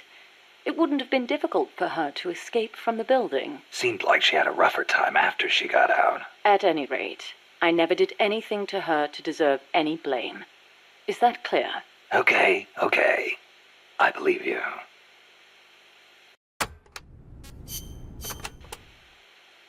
Huey's probably mentioned this, but just to be clear, there's a limit to the parts we can produce here at Mother Base. Therefore, I've built Zeke's AI using memory boards you pulled from other AI weapons. Will that work? In the human brain, individual functions are spread across multiple regions. The same is true of AI. Multiple parts sharing the same function interlink to strengthen that function. For example, the more sensor memory boards you have, the greater Zeke's search and detect capabilities will be. Install more movement boards, and you'll increase its mobility. Meaning the AI's capabilities change depending on how much memory we give it? Exactly. The more boards you install, the more powerful a function will be.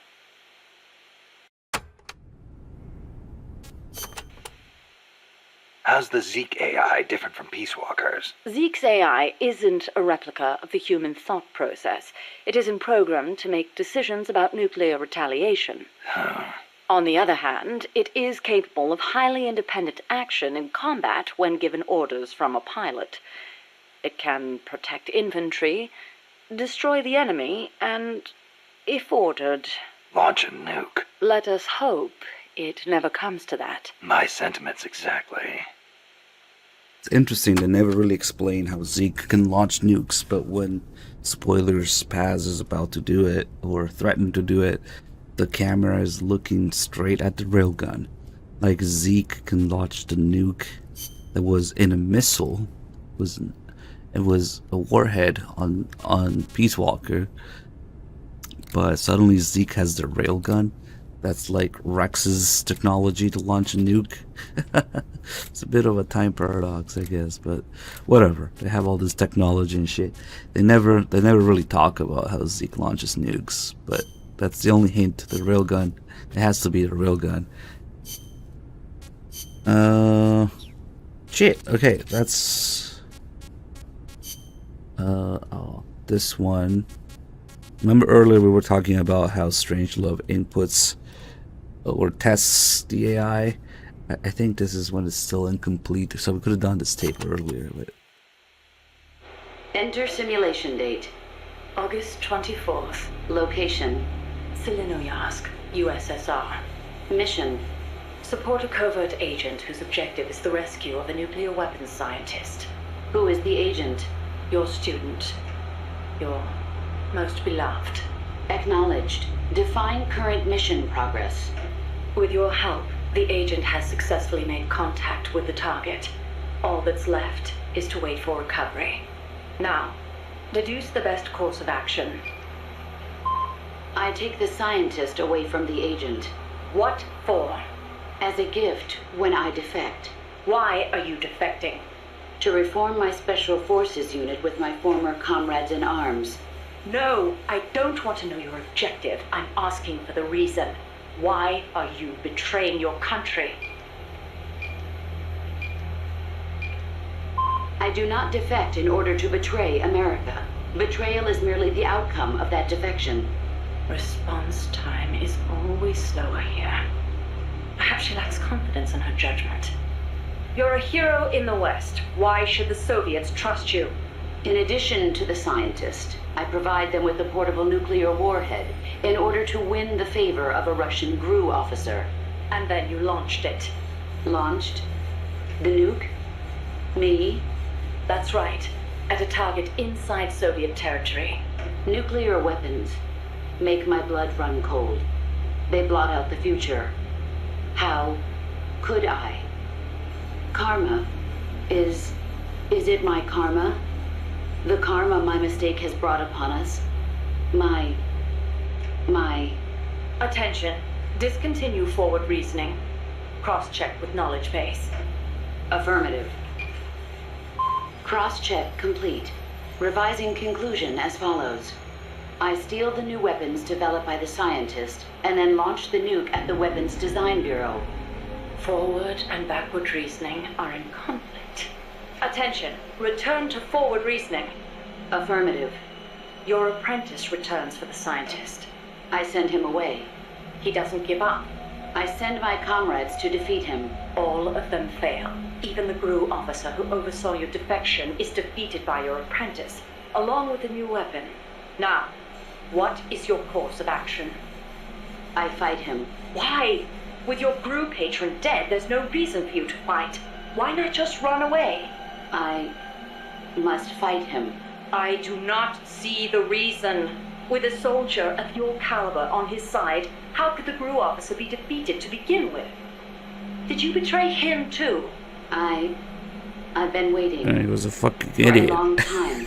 You could switch allegiance from GRU to KGB and take the remaining nuke as a gift. There's no chance they wouldn't welcome a hero of your stature. Drift away. My place is with them now. I didn't ask you that. Give me the basis for your reasoning. Tell me the truth. Politics determine who you face on the battlefield. Why won't you answer me? It's like you were just waiting for him to kill you. I was disloyal. betrayed my country. I deserve to die. How can you say that? You can't be a traitor. You're not that kind of person. Kill me. Kill me now. Stop it! Stop it! Attention! Discontinue reasoning. One must die, and one must live. Stop it, damn you! Discontinue! Life's end. Isn't it beautiful? Shut down! Always in the same place. Her reasoning goes haywire. Someone holds the key. Perhaps it's him. I'll get it out of him. One way or another. It would be best to play this tape right before Strangelove tortures Snake. Actually, that's a good spot for it. Oh god, fucking Eva tapes, man. 7 tapes. 7 sessions of how great the boss is. How the boss invented everything. Space travel. Sliced bread. Special forces. Halo jumps. This pretty much describes the secret mission that the boss was on that led her to kill the Sorrow, and why she was away from Snake for 5 years, and also how she went to space first. These are a little tough, man. I don't know. Maybe we'll let 3Dog do them if he wants. Maybe not. Maybe go fuck yourself. Wait, is he here? 3Dog. Where are you? He might be back soon. Let's see.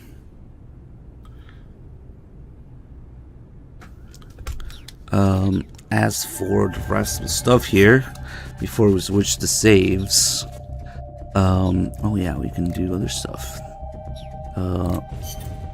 There should be a bunch of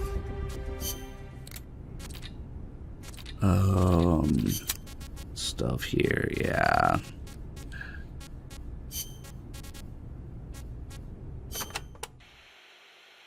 By the way, Kaz, who do you think's our queen bee? Good question. I was thinking maybe Poss. I was thinking Strangelove. Well, I can see that. Or maybe Cecile. On second thought, I might go with Amanda. How about this, Snake? We'll have an army of queen bees. Sure. Why not? Why was the boss the most important thing in the series since the moment she was introduced? Good question. Because the boss is the focal point after MGS2's failure to pass on the series, and Kojima's failure to pass on the series. So the entirety of the series after MGS2 is about the boss failing to pass on her will. See the pattern there? In many ways, the boss is Kojima, and everybody fails to understand and misinterprets his will. He fails to pass on the series. And starting with MGS3, every game is about that. The boss failure to pass on her will being misinterpreted, and suddenly everything is about, loss, failure to pass on one's will, conflict, sacrifice, and the conflict that stems from all that. So after people are too dumb for MGS2, essentially, and the series just took that direction. Before MGS3, the games, the series, they were about, what Kojima wanted to genuinely pass on by himself, kind of like little life lessons. MGS wanted to. They were not yet ruined by this reaction, this backlash to MGS2. And that led to MGS3 being made in the way that it was made. Kojima having to come back for it even though he didn't want to. The game having to be dumbed down. And the series just taking IQ nosedive. All because people didn't understand MGS2. All because people are not comfortable questioning reality and making up for themselves what to believe in, and at the same time, the team being fucking unable to make Metal Gear games without Kojima back then. So the shift from MGS2 to MGS3 is pretty much sealed the fate for the series and the direction of the series. I talk about this a little bit more when if you look at this marathon VODs at the beginning of MGS3, because going from 2 to 3 is just night and day, man. So that's it. The boss is Kojima, and she failed to pass on her will, just like Kojima failed to pass on his will in the series. Anyway.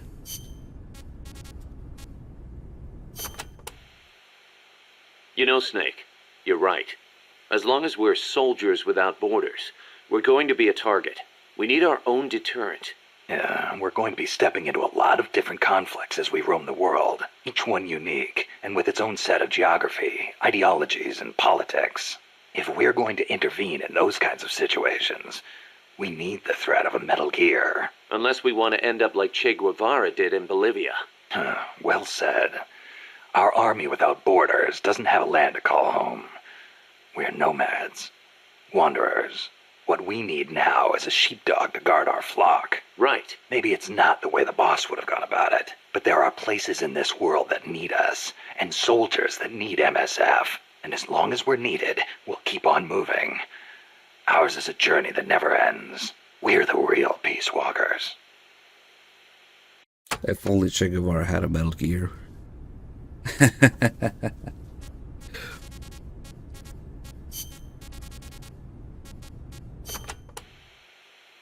Can you believe the CIA and KGB were actually in cahoots? Never thought I'd see that at the station chief level. But I'd heard stories of operatives in the field being on friendly terms. Seriously? Most espionage takes place in political hotspots, as you'd expect. But there aren't that many of those kinds of places, especially in a small country. Hang around long enough, and you're bound to run into fellow spies. Like it or not. You start saying hello, and soon enough you're eating dinner together. Strange bedfellows, huh? Well, I don't know about that. At any rate, this kind of fiasco is what happens when spies get too familiar. Hard to believe, but some people will betray anyone and anything if it suits their interests. The strength of human is in its appeal to human emotions, but its weakness is in its susceptibility to those same emotions. That's why the tide in the intelligence world is shifting towards SIGINT, a network of cold, digital data, where feelings are irrelevant.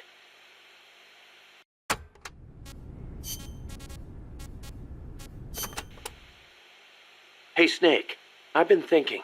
Maybe Che couldn't find a place for himself outside the battlefield either. How so? He led the Cuban Revolution to victory. That's quite an accomplishment. He could have called it quits there and nobody would have blamed him. But he left behind a loving family and a cabinet post to plunge back into the struggle. First in the Congo, then in Bolivia where he met his end. You're overthinking things. Che went back to the battlefield because he was needed there. Read his farewell letter, then you'll understand. Some say he was too idealistic to fit in with the government. Too many scruples, most likely. Maybe so. But I still can't help thinking the reason you look up to Che is because you see something of yourself in him. You left your country behind and plunged into battle. You wander from one battlefield to another, going wherever you're needed. Che was a revolutionary as well as a warrior. He took up arms to fight for his beliefs. I don't do what I do for any ideology. I'm a warrior. Nothing more. Nothing less. Okay, boss. You're right. Just wanted to see how we stacked up against a real hero. Here comes the people getting triggered every time, man. Oh, here is... For some strange reason, Miller's upbringing is only unlocked this late into the game. Kinda strange. It's really good tape. March 10th, 1945. 381,300 cluster bombs were dropped on Tokyo. Japanese houses at the time were almost all made of wood. In that single day, a third of Tokyo burned to the ground. My mom lost her family and home in that raid. She had to move to Yokosuka and live with her cousin. The B-29s kept on coming, razing other major cities throughout Japan without mercy. Then, in August, they dropped atomic bombs on Hiroshima and Nagasaki, and Japan surrendered to the United States at last. After that, Yokosuka was flooded with American soldiers come to occupy the country. My mother was still in her mid-teens, and she learned from her cousin how to survive in that town, by servicing the troops. That's how she met my father, and how I was born. My father was an officer serving with the government section of Allied GHQ under General Whitney. Whitney was known as MacArthur's shadow, and my father rode his coattails to a pretty high rank. While he was in Japan, he treated my mom like a wife. After he went back to the States, though, she never heard from him. I wasn't born until after he went back. My mom raised me as a single mother. She used the money my father left her to open a shop selling cigarettes and stuff to occupation troops. It was a decent living, but I didn't have citizenship. They're working to change the law now, but back then if your father was unknown, you couldn't get onto the Japanese family register. And in Japan, that means you can't be Japanese. So as I watched the American soldiers around town, I said to myself, I'm a son of America, the victor. My hair and eyes were different from the skinny, downtrodden Japanese around me. I told myself I'd leave this country someday and return to my true homeland. When I was around 10 years old, my mom fell ill, pretty much leaving me to run the shop in her place. One day I found a single picture of my father in the back of a drawer in the shop. I'd show it to the American soldiers who came into the store. A few years went by before one of them told me who he was. I know him, that's Miller. I started asking other guys, do you know where Miller is now? Can anybody tell me where Colonel Miller is now? Turns out he'd left the service and was making a living as an instructor for soldiers in Virginia. It was one of his students who finally told me that. I wrote him a letter in English. I'm your son. I want to go to the United States. Day after day I waited.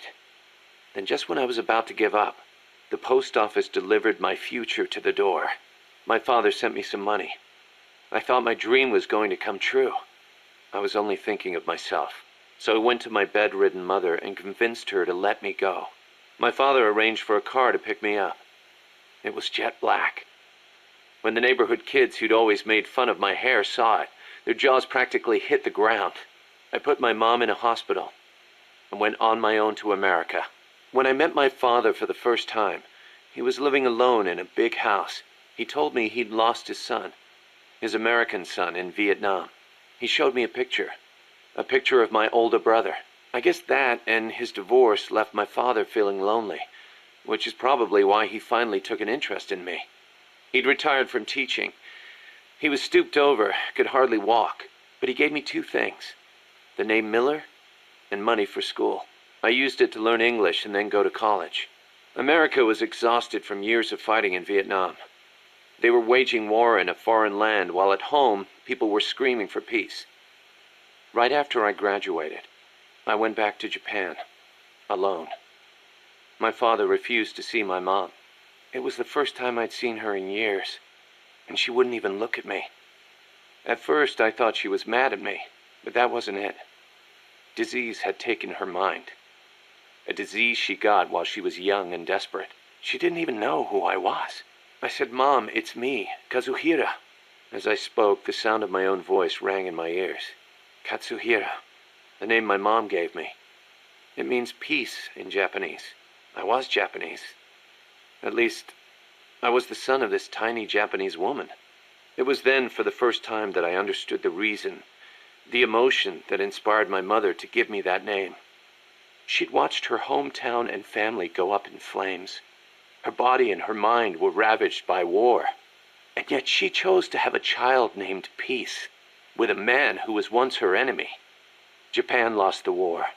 But what good is war as a measure of a country? Since the war and up until the oil shock last year, Japan's economy has grown every single year. It's on its way to becoming a stronger country than ever. I stayed in Japan and joined the JSDF. I was 22 at the time. I did it to pay our bills. But it wasn't just that. I could have found work anywhere. And I knew it. And still, I couldn't think of anything else to do with myself. 2 years later, I didn't have to worry about Mom's hospital bills anymore. I left the JSDF and went back to the States. My father was already dead and buried. I was told he'd shot himself in the head.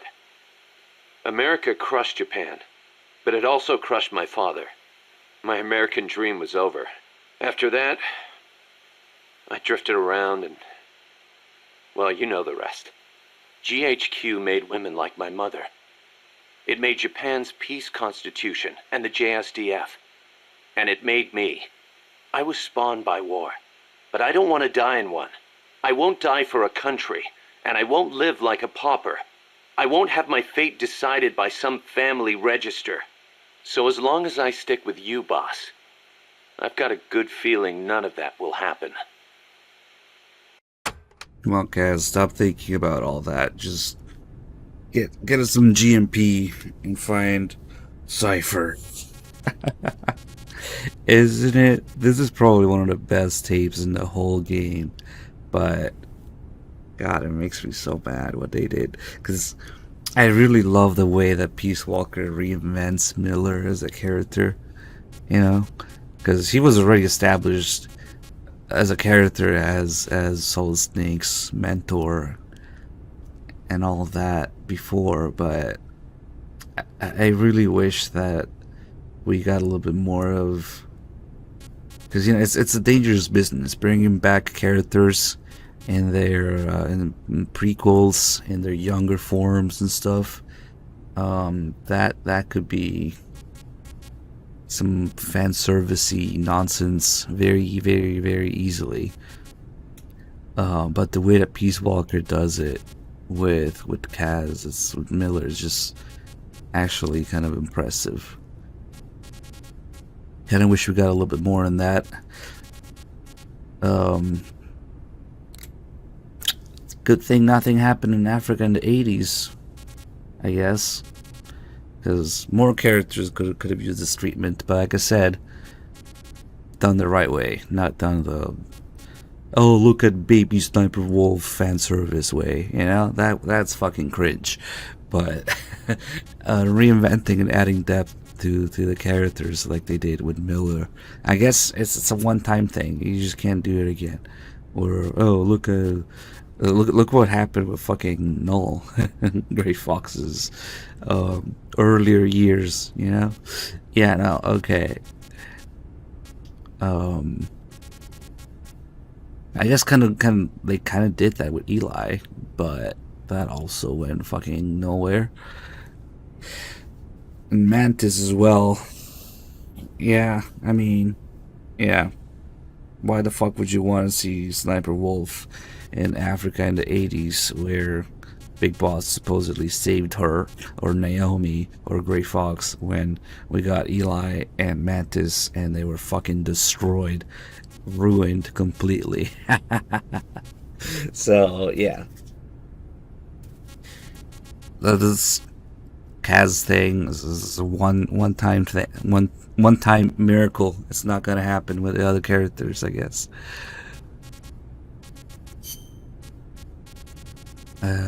Let's see.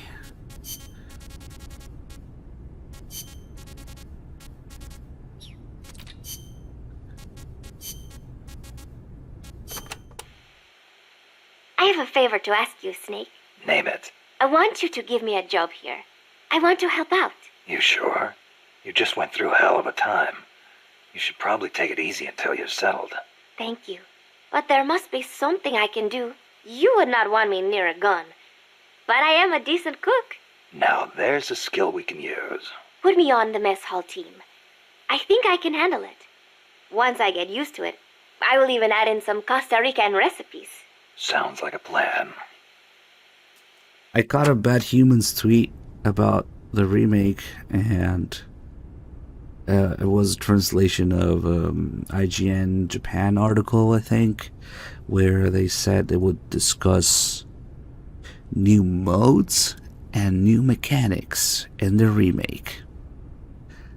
New modes, maybe. New mechanics, fuck no. But one of those modes could be dig up Snake's poop as Skullface. So, yeah, new modes, new mechanics. Faithful remake, my asshole. So, yeah, that's gonna end well. Fuck, man. Only 15 mother base coins for this camo, you know? Oh yeah, stinks, asshole. Clearly. Amanda, you getting used to Mother Base? Yes, it is heaven compared to living in the mountains. We are no longer constantly on the run from La Guardia or mercenaries. Some of the new guys we recruited used to be mercenaries. We are getting along. It was difficult at first, but once you talk to them, you realize we've got plenty in common. I see. Good to hear. We may be enemies, but we are all still human beings. La CIA's soldiers, La Guardia. The same goes for the people of America. What's gotten into you? Mi viejo got involved with drugs in order to scrape together money for La Revolucion. He did whatever the KGB said, all for Nicaragua, or so he told himself.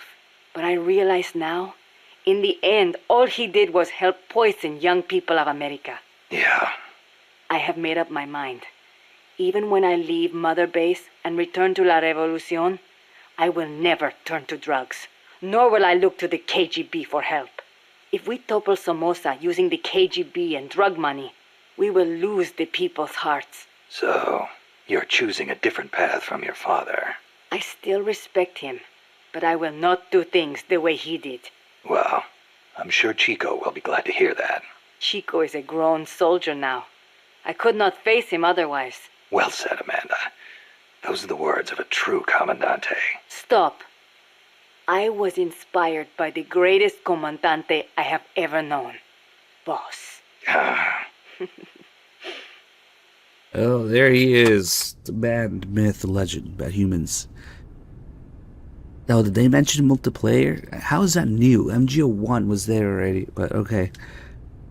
When they mention new modes, I figure like mini games and shit, like literally dig up Snake's shit as Skullface could be a mini game. So are they actually? Oh god. MGO1 remake, maybe. But the controls, the mechanics, the engine are going to be completely different anyway, so it's not going to feel like MGO1 at all. But who knows? Okay. God, I'm legitimately concerned about the controls, the mechanics, the engine. God, it's going to be a fucking mess, isn't it? Fuck. Yeah, maybe we can send the article to Dim. Maybe he can take a look at it in Japanese. Survival coins. What's that? You want a DPM camo? That'll be 20 survival coins, please. Or better yet, for only 15 coins, you can get a camo loot crate. Fuck. No, please. Camo loot crate. Face paint loot crate.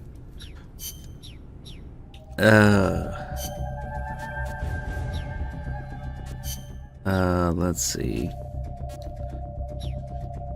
Let's see if Three Dog is alive.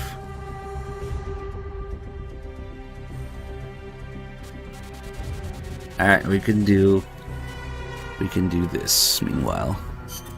How's Paz doing? Okay so far. Still shocked about being lied to by Zadornov, but she's actually getting along great with the crew here at Mother Base. Really?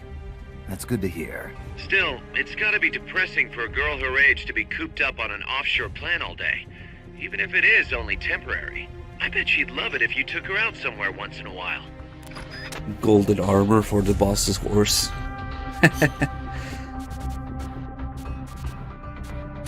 Alright, let's go on a date with Paz.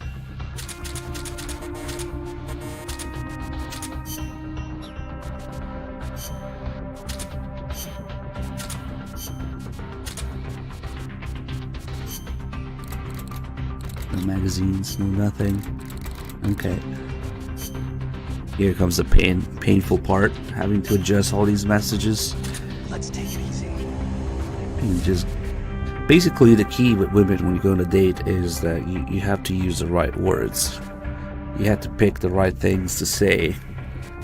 And then maybe they'll come in the box with you. Don't die on me. So we just pick a bunch of things that she likes. And maybe, yeah. I knew you had it in you. Yeah, pretty realistic. You just select the right thing to say. You're pretty good.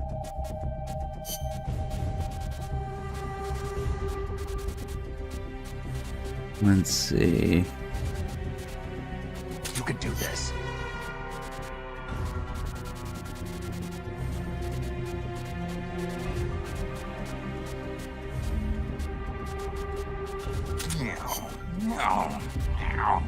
God, I hate this fucking menu. Peace. It's one of the least Box time. intuitive menus. Pain in the ass selecting all these messages every time. Kinda wish they had different profiles that you could switch between.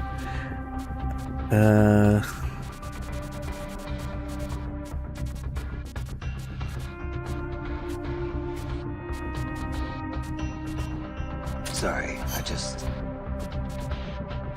kept you waiting, huh? Good to have you. Maybe that one? I think that one actually doesn't work. Nice one. I like it. Good to have you works. There's always one that I think works, Good but to have you. it doesn't. I forget which one it is, because like another thing along these lines, you know, something nice that you're telling her, but it doesn't work. I forget which one it is. Maybe this one. That's good stuff. No, I should work.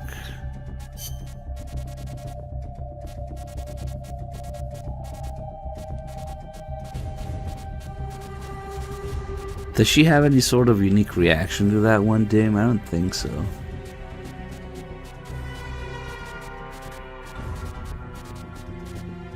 Don't be an idiot.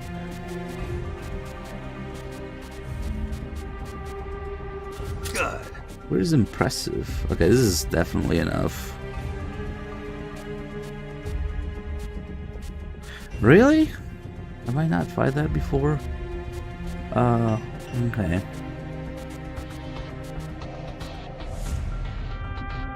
I think it's maybe this one. Okay, let's... Oh, that's right. She says, I don't have any family. When you tell her we shouldn't notify you next again, she says, I don't have any family left. That's fucked up. I'll be sure to notify your next kid. That's fucked up. Oh well.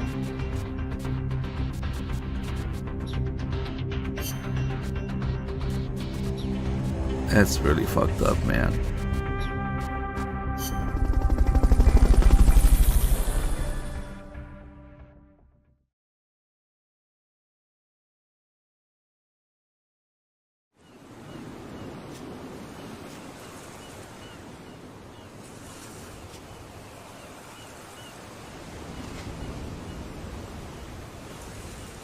Alright, fuck it, let's just molest her.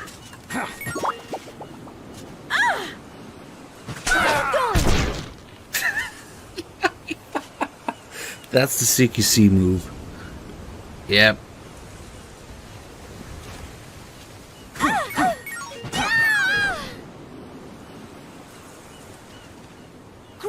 That's enough already.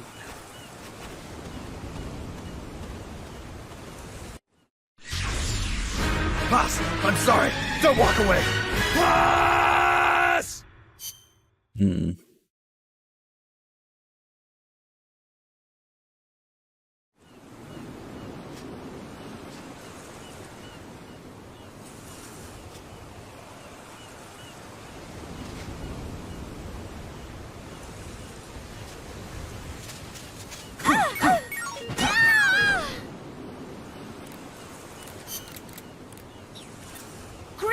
Oh shit, one little combo and she leaves already?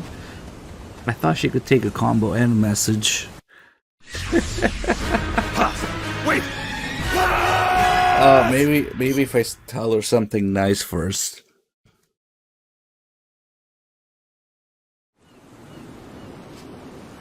Hold on.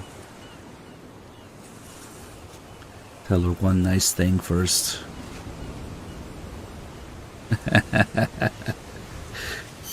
Oh my god. I like it. I am so happy. Just kidding. Huh?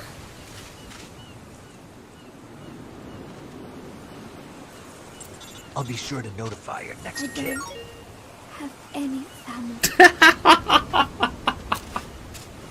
Oh no, she's pissed. I'll be sure to notify your next I kid. don't have any family.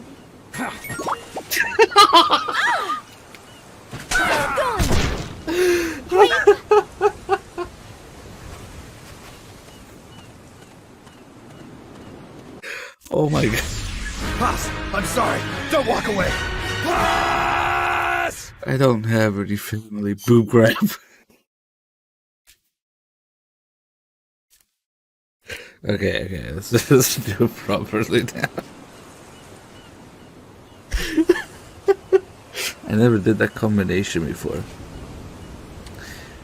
I don't have any family. Boob grab. Let's just be nice now. That's good stuff. What is its name? Oh, this is the one that I said. It sounds nice, but she doesn't react to it. That's okay. We still have plenty of other good ones. Good. You think that would work? Yeah. Okay, we just do each of these twice. Should be enough. Good. Yeah.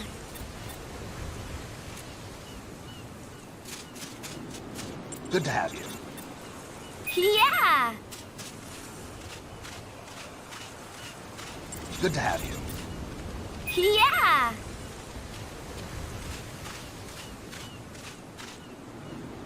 Thanks. Yeah. Don't worry, it gets interesting later. Thanks. Like all dates. Yeah. Well, not all dates. Um, Meow. Meow. Meow, meow, meow. Peace. Peace. piss. Peace. Peace. Let's take it easy. See, thanks. Oh, she doesn't heart that one though. Don't die on me. Shit. Yeah. Sorry. I am alright. Don't die on me. Yeah, I am alright. I like it. I am so happy. I like it. Thanks. Sorry, I just... No, it is okay. Nice one. Yeah. Kept you waiting, huh? Kept you waiting, huh? No, it is okay. Now she likes me, so she's following me around. But if we run away too fast, she should trip and fall.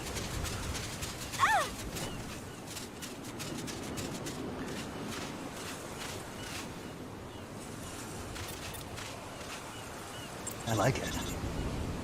Yeah, okay. She's had enough of that one.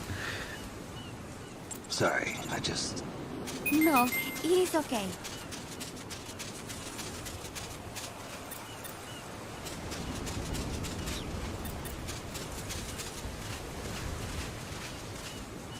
It's It's a trap.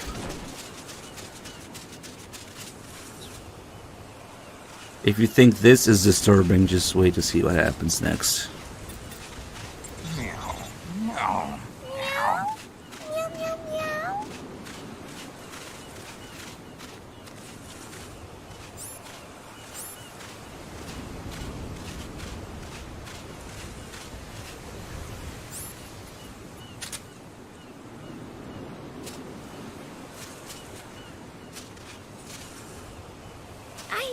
Never look good in photos.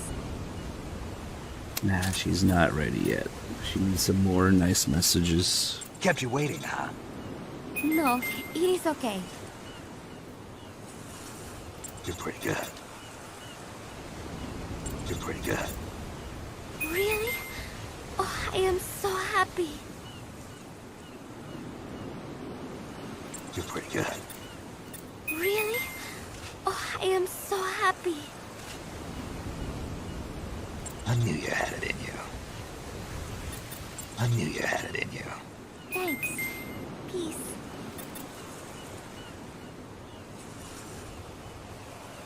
I knew you had it in you. Thanks. Peace. Good. Shit, Thanks. which ones did I not do? Box time. Yeah! I forgot get inside. Oh. Box time. Box time. Yeah! Why is it struggling so much to get to... Let me see. She should say, I feel a little awkward. I feel Oh, there a you little go. awkward. Now she's ready. Okay.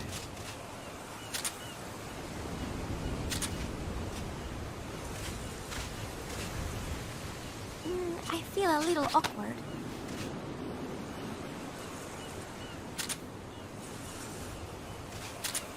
All the people who don't know, man, this is too good. I feel a little awkward. Fuck.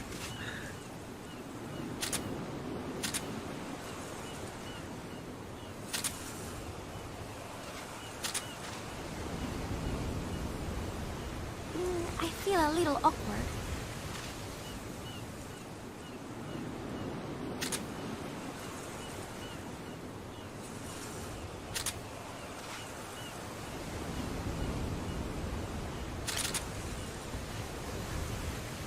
We should get I feel a little awkward. extra pose for it. Yeah.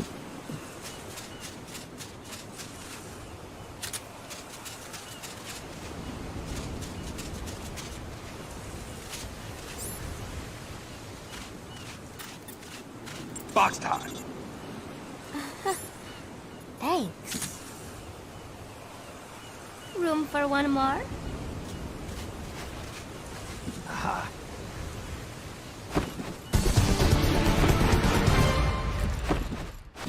I feel a little awkward. Mission complete. And how? This is how you complete the date mission. But wait, there's more. S rank.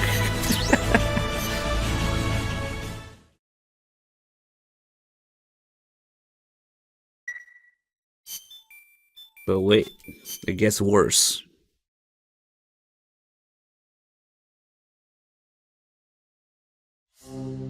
Or better, depending on how you look at it. How's Paz doing?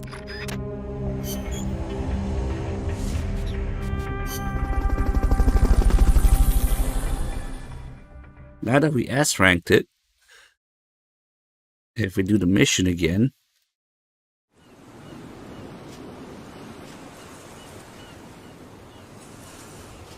then we won't need clothes anymore. Now we can actually see her instead of getting slapped from a boob grab.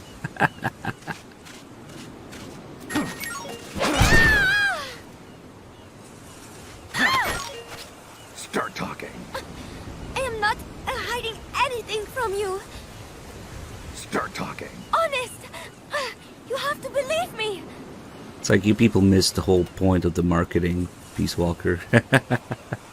Start talking. My name is Paz. I love peace. Start talking. Honestly, Start talking. This hurts. Let me go. Start talking. I stole some rations at Mother Base. You fucking what?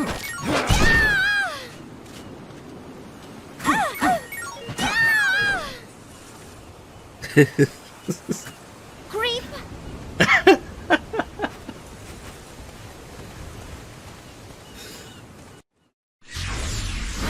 Paz! Wait!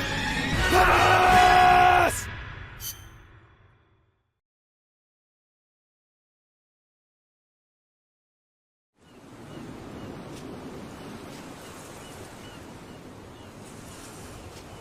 Hold on. 'Cause we're not done yet.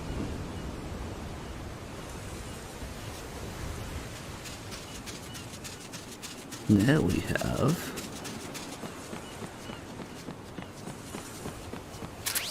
swim trunks. So I will go for a. Oh, I guess I need to S rank it again. Otherwise, it's okay. Good. Yeah. Of course, they want you to look at her little titties. So she has no boo physics, but she has You're going to take a picture of me? all the peace signs. I forgot to look at the other female models of Mother Base before we went here, so I think the way that it works is if I don't S rank it again, it's gonna put her clothes back on, and we can't have that because then every other female won't be in their swimsuits anymore. So yeah, we gotta do it again with the nice messages. Good. Yeah. I think that's how it works. Or we could just do a quickie. Fuck it, do a quickie, see what happens. Room for one more? Aha.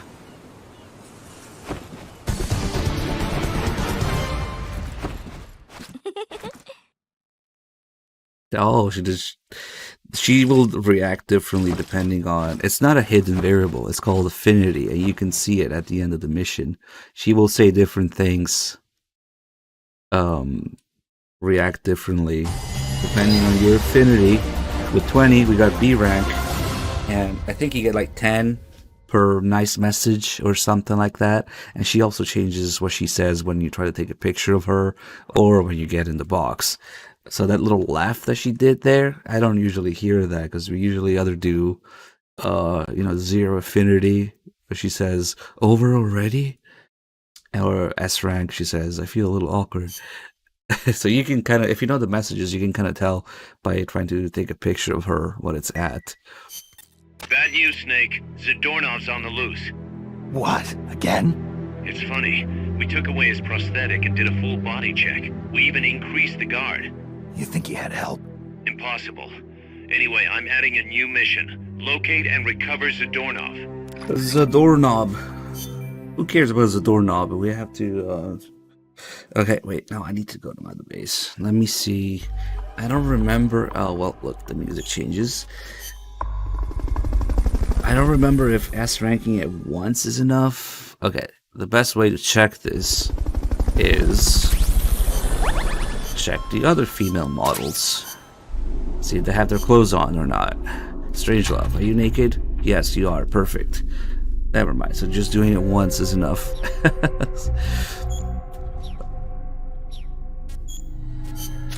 So, of course, only the girls have a 3D model to look at. Well, we're just looking at this one anyway. S ranking the date with Paz will do this instead of the regular clothes for all female models. So, Cecile, of course. And they all have boob physics if you shake them around a little bit. Except, of course, for Paz, who is just too flat to have any.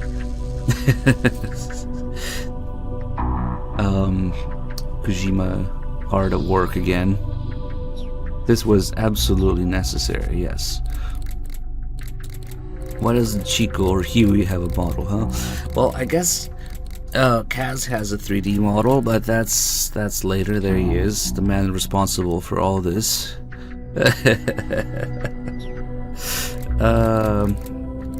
So even Strangelove has boot physics.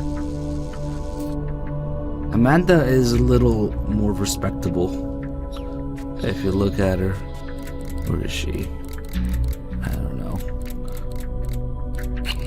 Let me just do this. Wait. There she is. She's still wounded.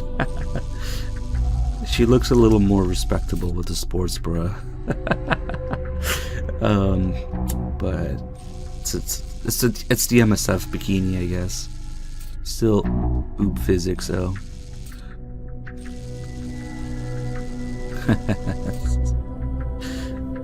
Yeah, it's the MSF. When you pick swim trunks on a female soldier, is that what it looks like exactly, or is it a little different? Let's go check. I think it looks different. Now that we have the swim trunks, we can do that and more. This is a doorknob. Why is a doorknob when you could, you know, use your own knob? Hold on. Okay, we can't change Snake here. Commencing. Do I even have a female? Let's see. Any grills? Grills.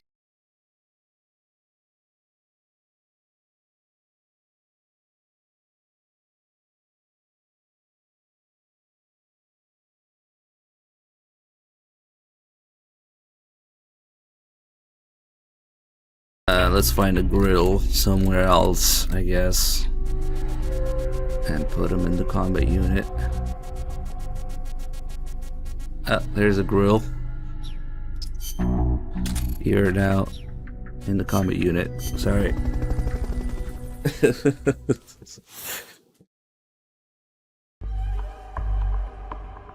Three Dogs said that he was just gonna make sure his PS4 is updated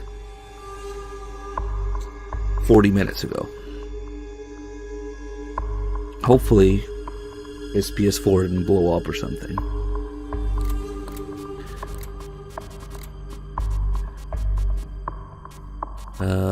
Okay. Let's take a look here at the swim trunks. If I can find it.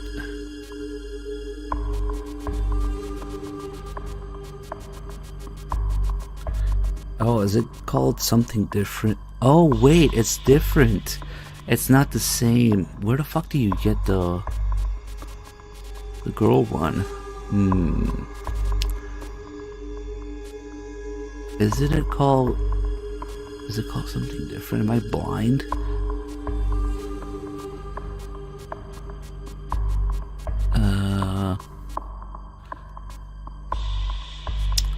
I forget.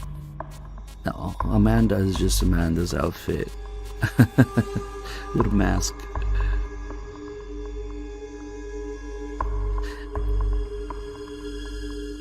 When you pick the swim trunks, is it for both guys and girls? No, you don't develop uniforms. I'm not sure what happened. No, it's like it's a different one. Okay, fuck it, never mind. How's Paz doing? Maybe it's... If we go naked, something slightly different will happen. I feel the power within me.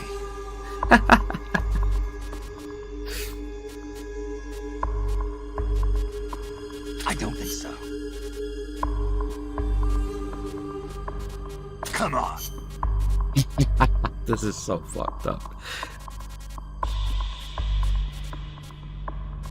Snake in. Hey.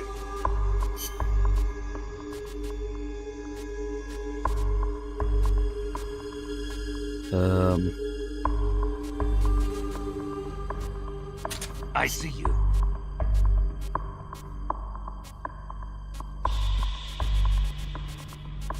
Yes.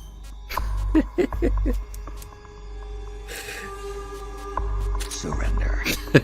Surrender. Settle down.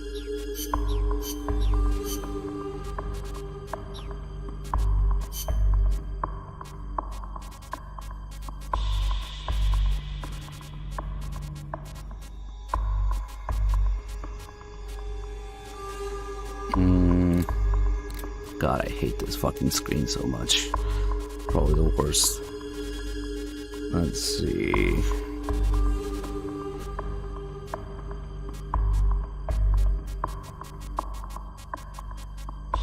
Down.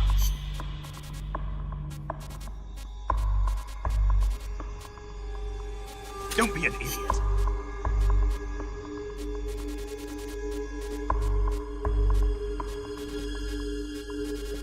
Don't let him get away.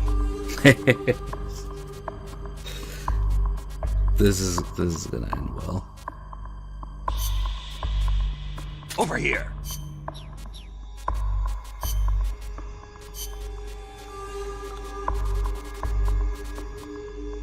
Going in.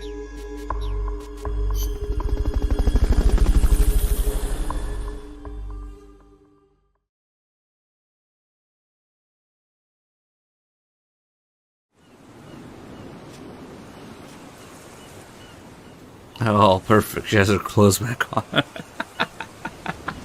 That's even worse.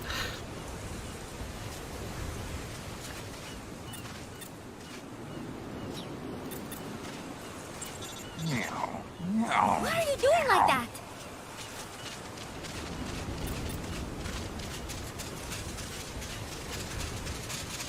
I don't think so. Don't let him get away. Did you Hey. come here to swim? It is too dangerous. Over here. She doesn't react to these. Stay away from me. Surrender. Stay away from me. I feel the power within me. Quite a body. Oh. Going in. Do not come any closer. Stay away. I am not I really don't think so. comfortable with this. I don't think so. Yes. Why are you doing like that? It's a dead end. Surrender. Did you come here to swim? It is too dangerous. Running animation. Going in. We should be able to chase her out of here, too. Don't be an idiot. If only she'd reacted to the messages, see why she ran away.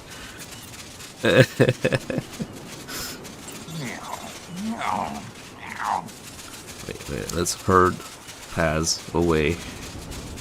Go. Shoo. Get in there. Surrender.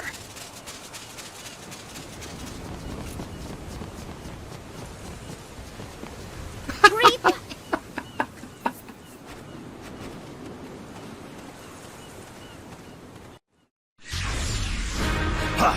Wait! I don't think there's any way to do it while being naked. She always freaks out. Even though she clearly wants to fuck Snake. But, okay.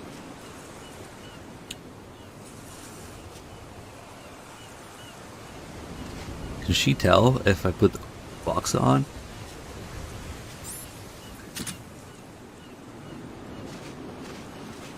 Why are you doing like that? She knows.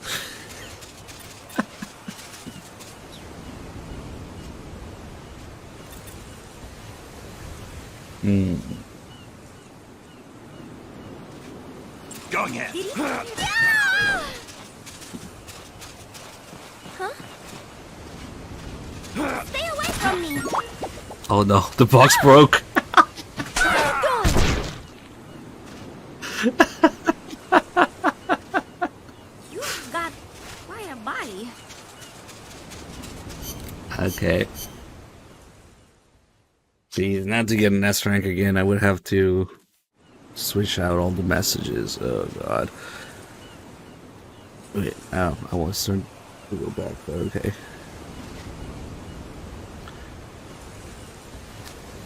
I don't think there's anything we can do. Naked. Why are you doing like that? Yeah, she just freaks out. Okay.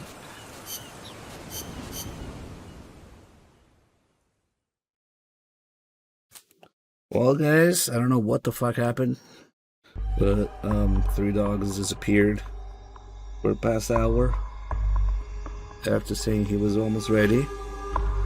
Hopefully he's okay. Let's go find the doorknob.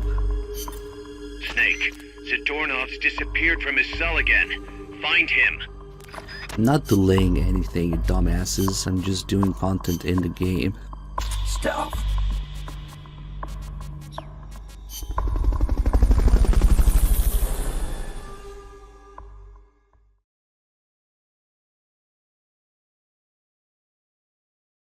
Yeah, well, I can't keep doing this forever. It's already 1 hour over, but Find Zadornov. we'll see.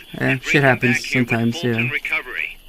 I need to be flexible. Is this the one where he's right next to the beginning? Maybe. He could be here.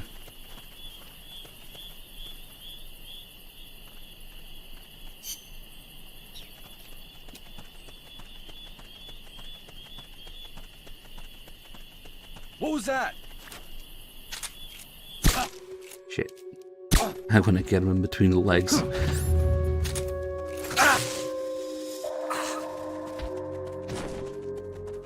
Oh, wait a second. This is the starting area. That's right.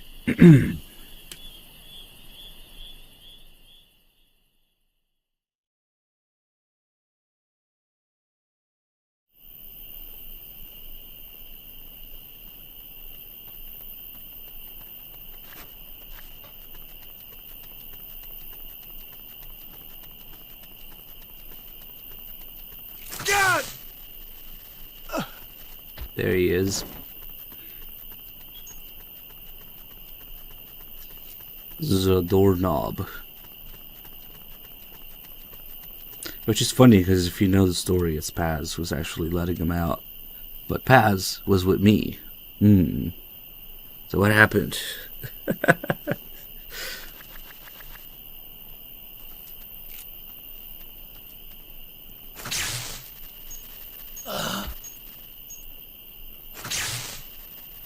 Try using Fulton Recovery on him.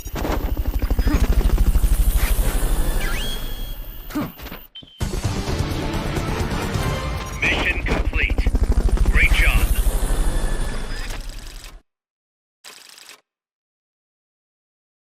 It's Three Dog when it's time to play the Phantom Pain. Well, we still got Guns Ears.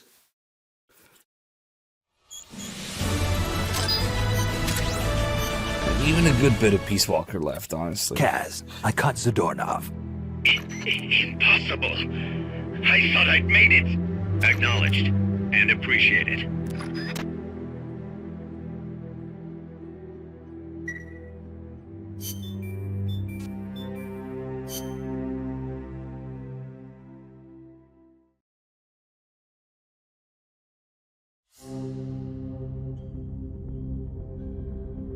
I wonder, I don't suppose because sometimes my fucking Discord is broken too with the notifications. Nope. Okay. And I really wanted to get that freaking Zeke cross battle thing figured out. I figured out how to enact the program that manipulates the memory to the PS3 on my PC. But I have no fucking idea how to search for the memory address and replace it. That's one thing I'd like to figure out, but oh well. For trying to do it sleep deprived and multitasking, that's far enough for now, I guess. Do we have any juicy extra ops?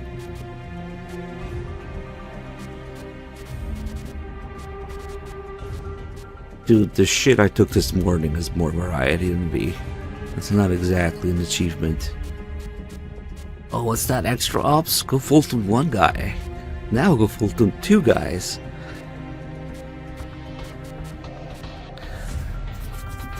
We're gonna show off the rest of the extra ops, probably, the variety of it, all different kinds of stuff when we switch saves. It's probably time to start thinking about what's actually left in this save that's worth showing before we switch to the complete one. There's a few more Zadornov missions, there's like 6 or 7, but they're all the same. He just keeps disappearing, yeah? So... and that happens until you build up Mother Base enough and Zeke to have stuff happen at the end. So I guess we'll have to check whatever tapes we have left, because the new save is useful for the tapes, because in the old save you have all the tapes already unlocked, already listened to and marked, so doing them in order is a bit of a pain in the ass. You have to remember. So the new save is good for the tape progression, but then the more complete save is good for the variety of side ops and the ending and all that kind of stuff, and also all the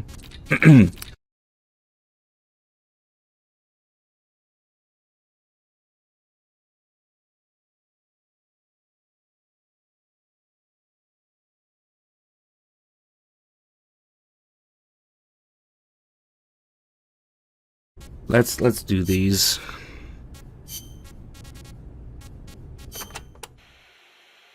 But there's something I've never been able to figure out. Is the Cold War really a war, or is it really peace? Doc, what do you... People called it a Cold War, but I disagreed. Sure, nuclear stockpiles are increasing, threats are multiplying. The US and the Soviet Union have enough power to destroy the human race 100 times over. But nobody's actually being killed. Small-scale conflicts and proxy wars, maybe, but nuclear deterrence has averted another world war. The world's far more peaceful today than it was before, and the breakthroughs we've made in space exploration thanks to Cold War competition? Fantastic, don't you think? No. We didn't need to rush into space like that. Going into space may have been mankind's dream, but good people were sacrificed in the scramble. Maybe so. NASA's definitely got some skeletons in its closet. Same goes for the nuclear arms race. Atomic testing has killed civilians and exposed thousands to radiation. Believe me, I know. And now, this. What peace was I trying to protect anyway? The more I think about it, the less I understand.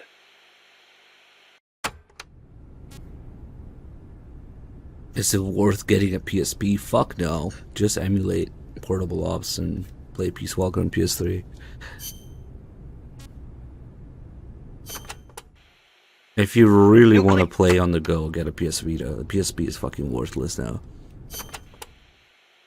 Nuclear deterrence means preventing the use of nuclear weapons in conflicts between states. But what about other situations? Like what? Terrorism has been on the rise in recent years, from separatist movements to far-left extremists. What would happen if nuclear weapons fell into terrorists' hands? Without a state, that is, without territory of their own, the chances of having nukes used against them are slim. They have no reason to fear a nuclear strike. Conversely, they have no reason to hesitate to use nukes against their adversaries. You've got a point. All the ICBMs and strategic bombers in the world amount to nothing against a terrorist group. Right. Of course, this is all still hypothetical. Countries keep their nukes under tight watch. There's no immediate danger of terrorists getting their hands on them. But the day may come when the proposition of nuclear terrorism makes nuclear deterrence theory a dead letter. Nuclear terrorism. Interesting.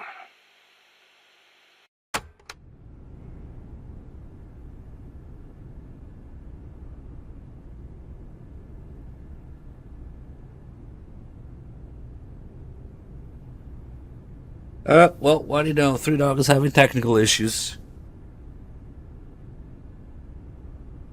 God damn it.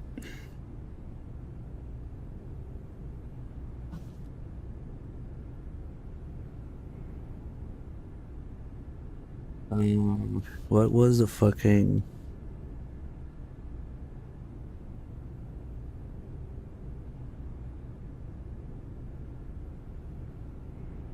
Hold on, I gotta fucking technical support 3Dog, I think. Let's see.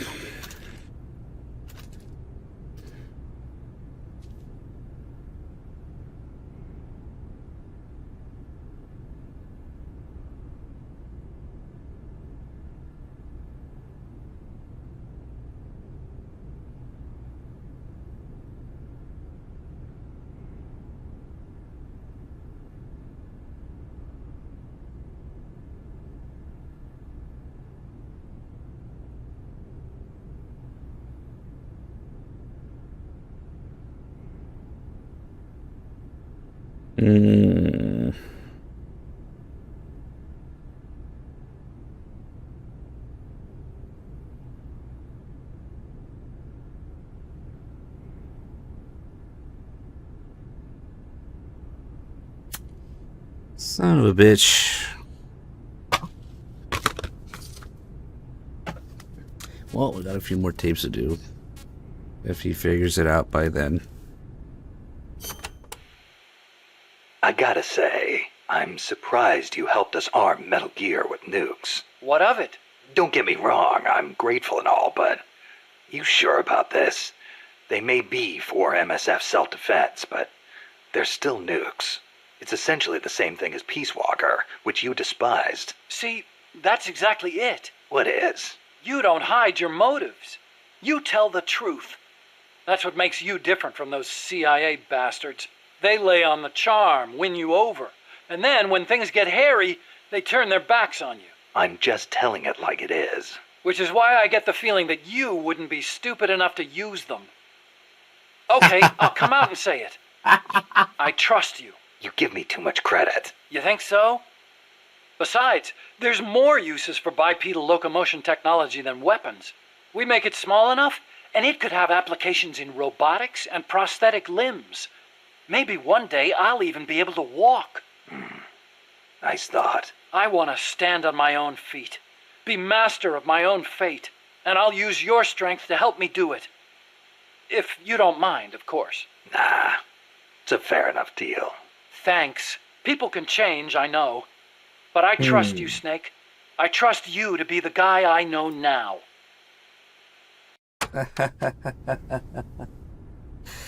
Big Boss, that guy, he will never nuke half the world.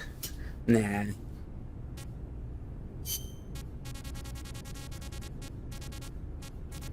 Oh, here we go.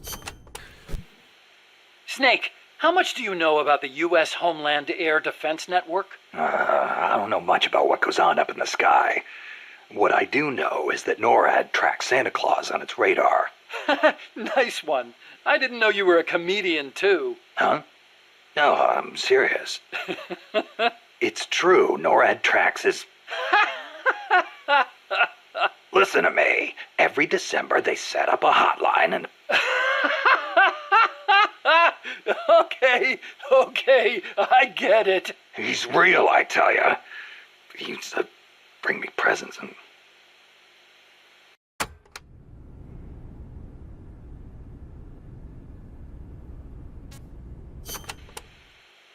Okay, Snakey. As all good little boys know, keeping tabs on Santa Claus is a very important job for NORAD. But they also have another mission. The one they were created for. And the system they set up for that has been hijacked by Coldman. You mean Peace Walker's fake data transmissions? NORAD's early warning system is composed of DSP satellite-mounted infrared sensors and an array of surveillance radar stations across North America. The network sends out warnings to NORAD at Cheyenne Mountain, where the data undergoes human evaluation. Peace Walker, on the other hand, has to make its retaliation decisions autonomously. So it's set up to automatically receive the same data as NORAD through covert channels. Those channels were also used on the test platform to telemeter the AI's decision-making. Peace Walker reversed the system to transmit a fake warning about incoming nuclear missiles outside the usual exercise schedule. I mean, The system could have used better safeguarding. Nobody's going to argue with that. But cracking the AI? That seemed unimaginable. And you can see what happened.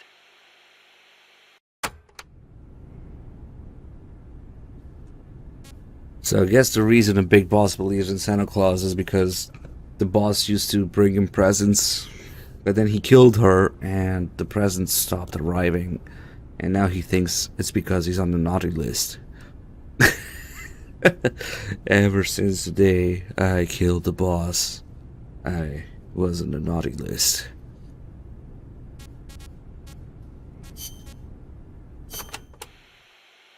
You ever see the movie 2001: A Space Odyssey? Can't say I have. Fantastic flick. The outer space special effects are incredible enough, but the depiction of AI is what really stands out. There's an AI? Yeah, a spacecraft pilot AI called HAL. It plays a major role in the story. Dr. Strangelove loves it too. Did I ever tell you about the time we first met up in Costa Rica? No. You know how she hates men, right? So we hadn't seen each other since NASA, and we just weren't hitting it off. Until we started talking about HAL, and then she started going off. The way she talked about it was so intellectual. The way she analyzed every plot detail, how passionate she was about the AI. It made me fall for her all over again. Yeah. You know what? Here's to Hal for bringing her and me close.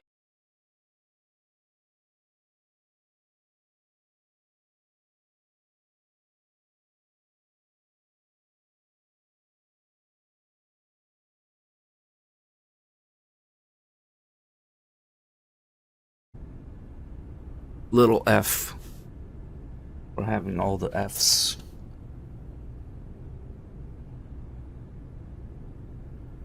Man.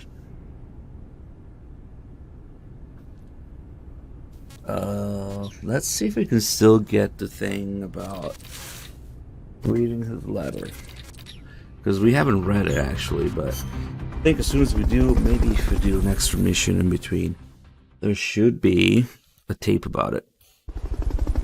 Just a little out of order. The doorknob. Letter, there it is. Now this is a little hard to read out loud, especially when my voice is almost gone. Because the text scrolls kind of fast and it doesn't go all the way up to the top of the screen. So I would invite everybody to just read it. I mean, I can do it, but I can't put the correct tone and inflection on things because of how fucking fast it is, you know? Hey, long time no see, huh? Sorry for writing to you out of the blue like this. I've been trying to get in touch, but you know you haven't been answering. Was it something I said? Maybe. So I apologize. It's just something I want to tell you. I decided to put it in a letter. I mean, obviously this is the best time and all, but I was, kind of curious about your research and stuff. Speaking of which, how's the pod coming along? I was wondering whether the program I wrote was working or not. One that links our two AIs together. If it's not, I could always go over and fix it. That's okay, of course. For my own peace of mind, really, make sure the program's feelings are right. I guess you wouldn't really say that a program has feelings, would you? Ha ha ha. Sorry, I'm getting off track here. Anyway, I've been meaning to tell you something the longest time. I've been thinking, but back when we first met in NASA, those were fun times, living the dream, getting to work all the time with science we loved. Ever since then, I've always held your research, that is, in the highest esteem, no more than that. I think you're a wonderful person. Sorry, I don't even know what I'm trying to say here. So when you disappeared from NASA, all of a sudden I was devastated. That's when it finally dawned on me. I need you for my research, you see. I mean, no, well, yes and no. It's hard to explain. Anyway, when I saw you again in Costa Rica, I could hardly believe it. I thought maybe it was divine intervention, something, like it was written somewhere that we were meant to be like this. You and me, the two of us, from now on, just you and me doing research together. I mean, not just research, but there's research, of course, but research could mean so many different things, can't it? I'm rambling again, sorry. We don't have much time left. When Peace Walker is finished, that's it, right? That's the end of the project. So what I'm trying to say is Peace Walker is kind of like something we created together, and when it's finished, then I know, we're not done yet. Need to finish it first, right? Until we do, I just hope you won't disappear on me like you did last time. Sorry for taking up your time. I wish you the best of luck with your research. Your dear friend, Huey.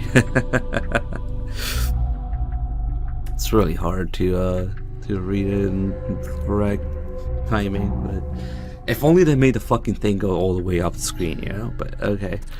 So yeah, I think you're a wonderful woman. Who the fucking who the fuck stutters in the letter? But okay. Let's see if I can get that tape now. We should be able to. The real reason that Huey betrays Mother Base.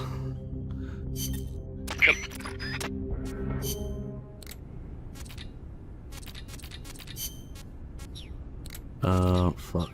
I forget where. Snake. We might need to do a mission first. Or maybe one of the later missions will do it. Fuck, I don't remember how to trigger it. It might be too late. I think there's a way to unlock it still, though. Come in. Let's see.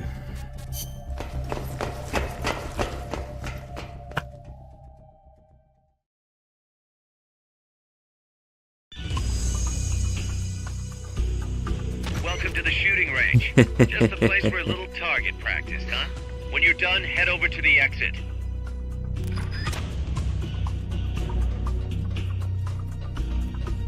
So, 3Dog update. His PS4 controllers will not pair with his PS4. But he connects them to his PC and they work. So I tried to tell him to plug them into the PS4 and put them in pairing mode by pressing share and PS button. And he said that he tried, but I don't know, I don't trust it. So 3Dog is going to buy a new PS4 controller for this. So he's running around like a headless chicken in town somewhere, seeing if he can buy a PS4 controller. So, yeah, I shit you not. Instead of figuring out how to unpair the controllers, he's going to buy a new one. Fuck me. Yeah. And here I am. Okay, let's see if we got the thing.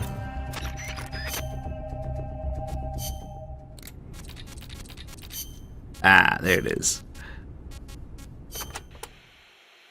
Did you, give that letter to Dr. Strangelove? No. Why not?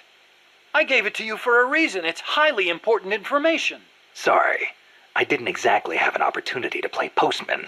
Well, next time you see her, you make sure she gets it. Oh, yeah, sure. Better for you if she doesn't. Snake! What? Tell me you didn't read the letter. No. You did! I mean, you never know what kind of information could affect the outcome of an operation, right?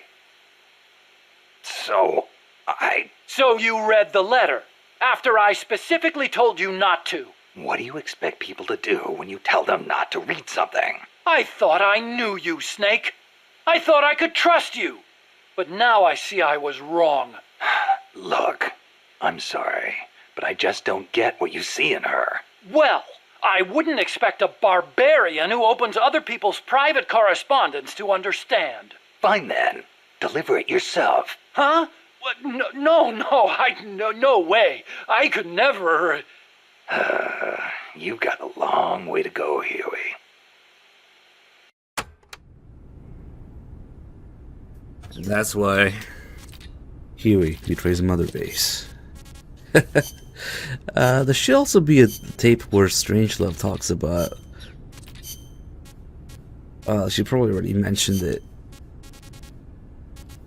When she says he should be a man, not write some pretty letter. Well, guys, we're kind of running low on things here, so Eva tapes it is. Hopefully, 3Dog will be back by the time these are over.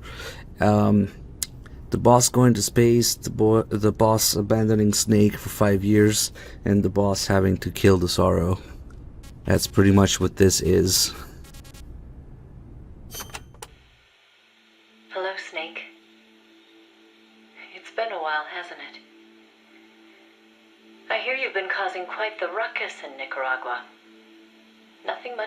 support from my end. The legacy's being put to good use. Or so they tell me. But enough with the small talk. There's something I need to tell you. You saw the photo that came with this tape, right? The boss gave that to me 10 years ago. I'm sorry, I should have told you sooner. I probably should have told you right away. But sending it to you hasn't been an easy decision to make. It's taken me 10 years. Once you've heard what I have to say, you'll understand why. That photo belonged to her. I know what you're thinking. What does she have to do with this? You've probably seen it 100 times in the press already. Obviously, it's of the Mercury 7, the first group of American astronauts, the heroes of Project Mercury. But there were actually 8 people in that photo. One of them was edited out, erased, without a trace. That 8th astronaut, the one airbrushed out of existence, that was her, Snake. Now, why did they need to keep her existence a secret? What were they trying to hide? The answer goes back even further. 17 years ago. It was the height of the Cold War. The Eastern and Western blocs were racing to develop space technology to match their nuclear arsenals. In 1957, the Soviet Union launched Sputnik 1, the first artificial satellite. The Americans were stunned. They'd been led to believe their country led the world in science and technology. That shock quickly turned into fear. If the Russians had the know-how to launch a satellite into space, they could use it to launch a nuclear missile, too. Frantic, the U.S. threw everything it had into the space race. The following year, the Army succeeded in launching the first American satellite, Explorer 1. The National Aeronautics and Space Administration was established that fall, and Project Mercury with it. The goal was to send a man into space, and 7 men were chosen as pilot candidates. The media dubbed them the Mercury 7. They were immediately hailed as national heroes, icons of Western space exploration. But after Explorer, America suffered a series of failed rocket launches. Desperate, the government made a fateful decision. Unable to wait for its space program to mature, they'd steal the Soviets' technology, at the same time sabotaging their space program. You know better than anyone how hard a mission that was. The Soviet space program was shrouded in secrecy. Recovering that information would be no easy task. Using the help of an insider, they'd insert a sleeper agent into the research institute, or else recruit one of those insiders to do the job for them. And, if necessary, the mission leader would have to go in and sort things out themselves. Someone was needed with experience, knowledge, and superior intuition. And the only one for the job was the boss. The president himself asked for her by name. He needed someone who could be trusted with the fate of a nation. Who else to turn to but the hero of the Second World War? It was June 1959. So you see, Snake, that's why she left. That was the top secret mission that took her from you. But her selection ruffled a few CIA feathers. They didn't appreciate the president going over their head like that. The mission was tough enough already, and now the CIA was dragging its feet. She couldn't get anything out of them. No manpower, no information. Left to her own devices, the boss made a decision she knew would come back to haunt her. She decided to tap into the Philosopher's Network. And that's when the wheels of fate began to turn.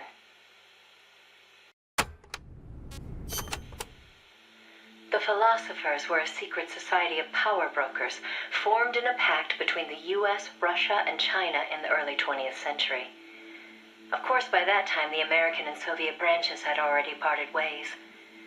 But there were those among the remaining Russian philosophers not entirely happy with the one-party communist state. The boss reached out to them. She arranged clandestine meetings in Berlin, hoping to find a way into OKB-1, the Soviets' premier design bureau. She worked tirelessly to win their sympathy, in some instances using huge sums of cash, in others, by helping them over the Berlin Wall. It was a dangerous game to be playing. The philosophers had everything on her, and not just information either. She'd given birth to a child on the battlefield, only to have them immediately snatch it away. I know she told you that story. If that child was in the hands of the Soviet philosophers, she'd be putting more than just herself in danger. But she did what she had to do. At the time, the Soviet Union was believed to have an arsenal of missiles far greater than that of the United States. If that proved to be the case, Moscow would be free from the yoke of nuclear deterrence, raising the possibility that the Soviets might actually launch nukes if they felt it necessary. As you know, the so-called missile gap turned out to be a Soviet bluff. Moscow had gone to incredible lengths to perpetuate the lie. In fact, the whole space race was really just a part of an elaborate ruse. Only we didn't know that at the time. She used to joke that even she swallowed the whole missile gap story, hook, line, and sinker. She put her life on the line, for the sake of her country, to prevent nuclear war. And it was because of her sacrificial efforts that America succeeded in placing a sleeper agent inside OKB-1. NASA began to receive huge volumes of technical data from the Soviet program. By the end of 1959, they'd succeeded in sending a chimpanzee named Sam on a ballistic rocket flight. The rocket never left the atmosphere. But all the same, it was a huge success for NASA, restoring confidence in its technology. Then, just when the operation was starting to produce results, the CIA came calling. "You're a war hero," they said. "No need for you to dirty your hands with this sort of black ops. We'll take it from here." In effect, they wanted to reap the rewards for themselves. But the boss didn't object. "My part is over," she said. "I don't care what you do with the data now." It seemed as if NASA was making great strides toward manned spaceflight while the Russians lagged behind. They even got a report from their mole at OKB-1. "The safe return of Sam has sent our scientists into a panic," he said. Soon afterward, the Soviet Union sent an animal of its own into space on Sputnik 2, the dog Kudryavka, better known to the world as Laika. But Laika was fated never to return to Earth. The U.S. can recover its spacecraft from the ocean upon re-entry. But the Soviet Union only borders the frozen Arctic. They had to bring their spacecraft down on land. How could they soften the impact enough to bring a living creature back safely? The agent reported that the Soviets hadn't yet found a solution to that problem. The plot to sabotage the Soviet space program seemed to be working, too. First, they tampered with Sputnik 4's re-entry. Then, 2 months later, one of their rockets exploded on the launch pad. They did manage to send 2 dogs into orbit aboard Sputnik 5 and return them safely to Earth. But the agent dismissed it as a fluke. Dogs, sure, but humans? They didn't have the technology. Everybody believed it. Everybody was complacent. Everybody. Except the boss. There was something about the Sputnik 5 schematics they were getting that didn't seem right. Some kind of ejection device on the capsule that didn't quite belong. She couldn't figure out the reason why it was there. What was it supposed to eject? NASA shrugged off her concerns. They figured it was probably meant to eject the flight recorder in case of an accident. The boss pleaded with them to investigate, but the CIA wasn't having it. They probably thought she was trying to reclaim some of the glory for herself. The boss wouldn't give up. She decided to head to the Soviet Union herself, alone, without any backing from the CIA. By the beginning of the next year, 1961. She'd succeeded in infiltrating OKB-1. That's when she saw the truth for the first time.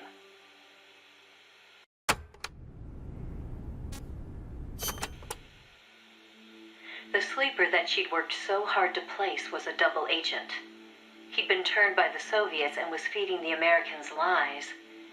But what shocked the boss even more was why. The CIA's access agent had been taking a large cut of the sleeper's pay. The sleeper felt what little he was left with wasn't worth the risk. When he got a better offer from Moscow, he took it. At some point, the Americans' intelligence operation had become an open book to the Soviets. And contrary to what the sleeper had been reporting, the Soviets' manned spaceflight technology was quite advanced.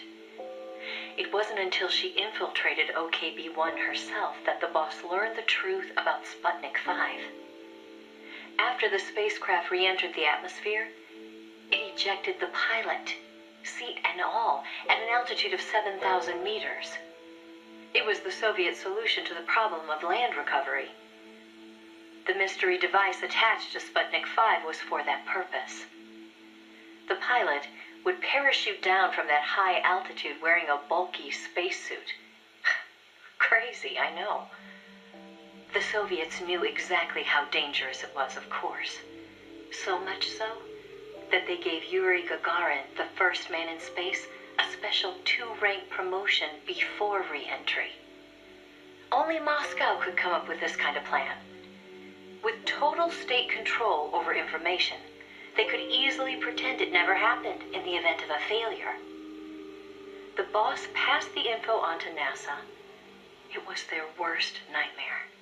The glory of mankind's first spaceflight was about to be stolen from them by the Soviet Union. It was Sputnik all over again. And the CIA was caught no less off guard. Their ineptitude had caused the fiasco in the first place. The Soviets' deception was brilliant. They'd woven a masterful tapestry of truth and fiction to convince the Americans their intelligence operations were proceeding as planned. No one but the boss could have seen through it. It was obvious the Soviets had some gifted minds working on their side. But that certainly didn't excuse the CIA's massive failure. The CIA wasn't done, though, and devised an ingenious plan to avoid taking responsibility. Luckily for them, a new president had been elected the previous November, John F. Kennedy. As he didn't know the case history when taking office, the CIA was able to feed lies to his new administration. They masked their own failures, placing the blame squarely on the boss's shoulders. After all, she'd selected an unreliable sleeper. They claimed she'd failed to make use of one of the most effective means of controlling a sleeper agent's actions: holding their family hostage. The boss was well aware that would have worked. She told me so later, but she couldn't bring herself to do it. It seems clear it had to do with having her own child taken. She could never inflict the same pain on anyone else. The CIA used that against her. In his election campaign, Kennedy had vowed to close the missile gap with Moscow. If America lost the space race, that promise would be worthless. The fact that the president had no links to the philosophers only made things worse. He was completely unaware of the secret networks she'd used to complete her mission. In his eyes, she was no better than a traitor. The fate that awaited her was cruel beyond belief.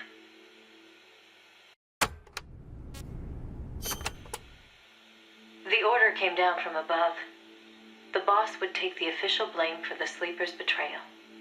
More so, she'd serve as the guinea pig for NASA's manned spaceflight program.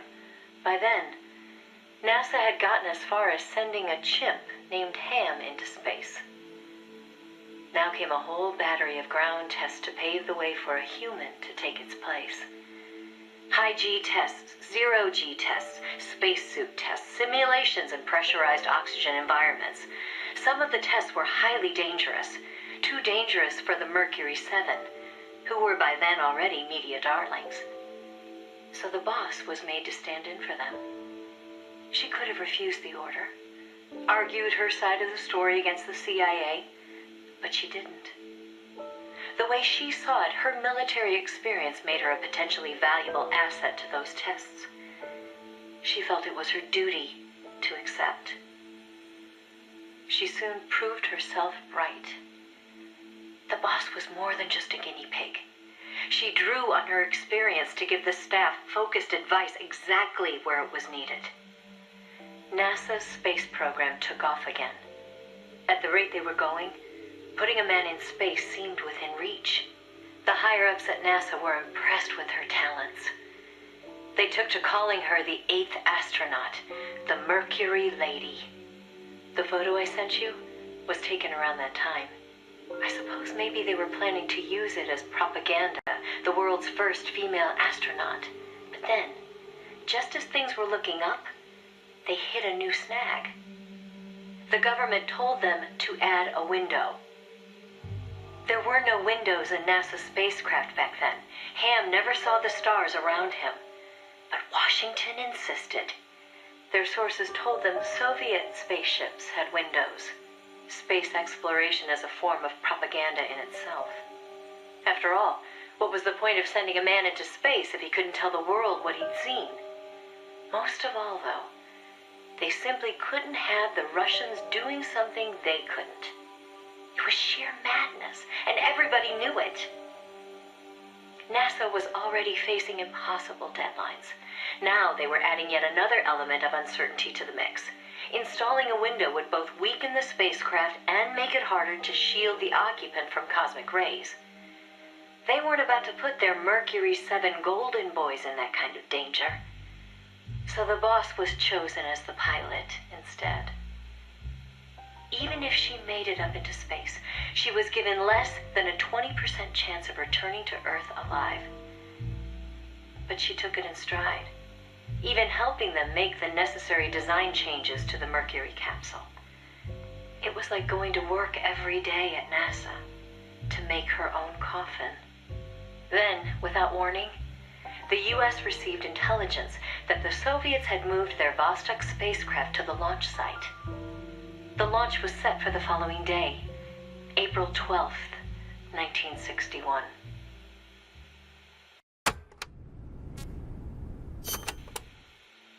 America couldn't let the Soviets beat them with Vostok. NASA was forced to cut short the testing process and move the launch date up. They pulled out all the stops to get it scheduled for the earliest hours of the next day. The spacecraft would be launched from Cape Canaveral in the dead of night. For the flight path, they chose a course that would take her as far east as possible. She'd be able to see the Earth in daylight from the window, at least for a little while. The boss climbed into the Mercury capsule, having completed less than 80% of the regular flight procedures. Both the timing and the flight path were risky, and testing was far from complete.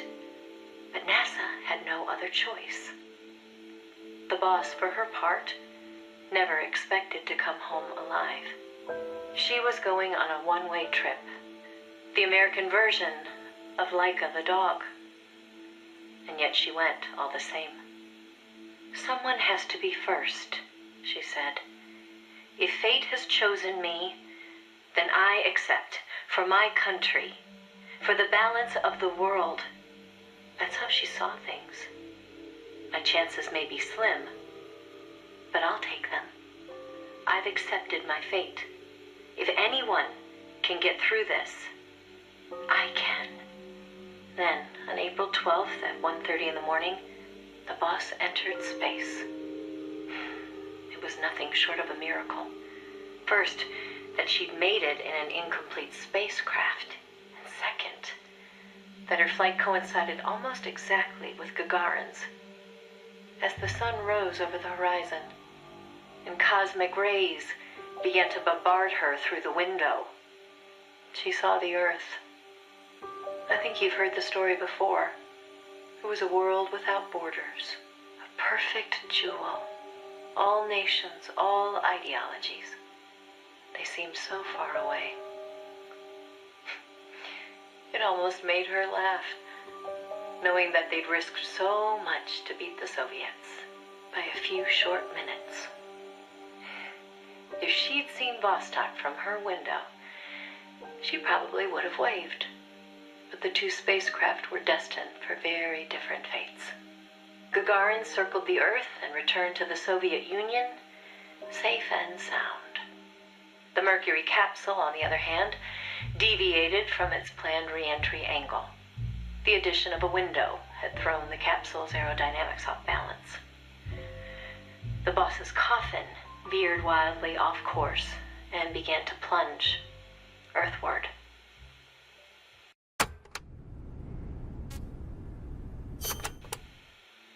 The course deviation caused the capsule to miss its splashdown point by a wide margin.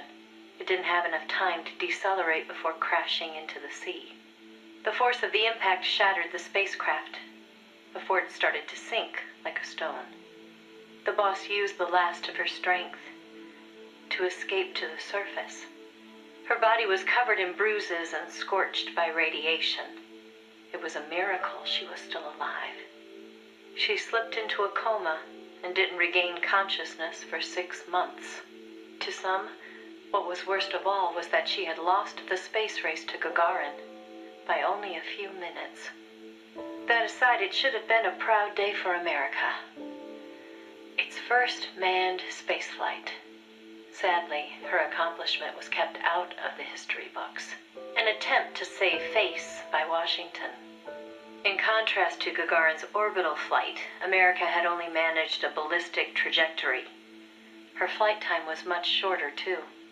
And most importantly, the Soviets had brought back both spacecraft and pilot safely. NASA couldn't even conjure up a half-hearted tale of heroic survival. The coup de grace, though, was the Soviet propaganda campaign that kicked into gear after the flight. The Earth was blue. Those were the words of Gagarin on his return, and the whole world was listening. In the blink of an eye, Gagarin was an international celebrity, earning accolades from every corner. It was a PR coup for the Soviet Union. Meanwhile, Washington could only grit its teeth in silence. They decided there was no value in making the boss's flight public, that it would only make matters worse. So they buried it instead, labeling it a dark mission. NASA and the CIA did everything in their power to erase all traces of the boss from Project Mercury. The result was the photo you see before you. Not a bad job, huh? Not only did they expunge her flight from the records, they denied that she ever existed. And that wasn't the end of it. As an alibi, the military claimed she'd taken part in the CIA's botched Bay of Pigs plot to take back Cuba. And when the boss was finally well enough to return to service, they wouldn't take her back. She was forced to go underground. In the public eye, the boss was still a hero of World War II. In reality, though, she was anything but that. She was a non-person, fit only for the blackest of black ops. In effect, she may as well have been dead. Gagarin went on a worldwide tour in front of millions of adoring fans. The boss, meanwhile, was a walking secret, unable to breathe a word about her experience. The authorities in Washington had this to say: "Why are you still here? If only you'd had the decency to give us a nice quote like Gagarin and then die an honorable death, you'd have gone down as a hero." 3 weeks later, on May 5th, Alan Shepard, one of the Mercury 7, made his own ballistic flight. They sure didn't try to cover up his achievement. Of course, he owed his success to the lessons learned from the boss's tragedy. Before sending Gagarin up into space, the Soviets had used a mannequin called Ivan Ivanovich to test the landing procedure, which would make the boss America's version of a crash test dummy. But she didn't care. "I'm happy to be the dummy," she said. If it'll help the project succeed. Nothing would give me greater satisfaction. And that still wasn't the end of it. The boss had worked through the anti-Moscow faction of the Soviet Union's philosophers to place the sleeper agent. And at some point, the Soviets found out about it. Yet the Americans remained oblivious to the end. Even the philosopher network the boss plugged into never tipped them off to the double cross. That could only mean one of two things. Either the pro-Moscow philosophers had intervened, or the anti-Moscow philosophers had been turned. Either way, it was a situation their American counterparts couldn't stand. To preserve the philosopher's good name, and to repay her debt, so to speak, the boss once again made her way into the Soviet Union. There, she found herself face to face with the Soviets' own agent.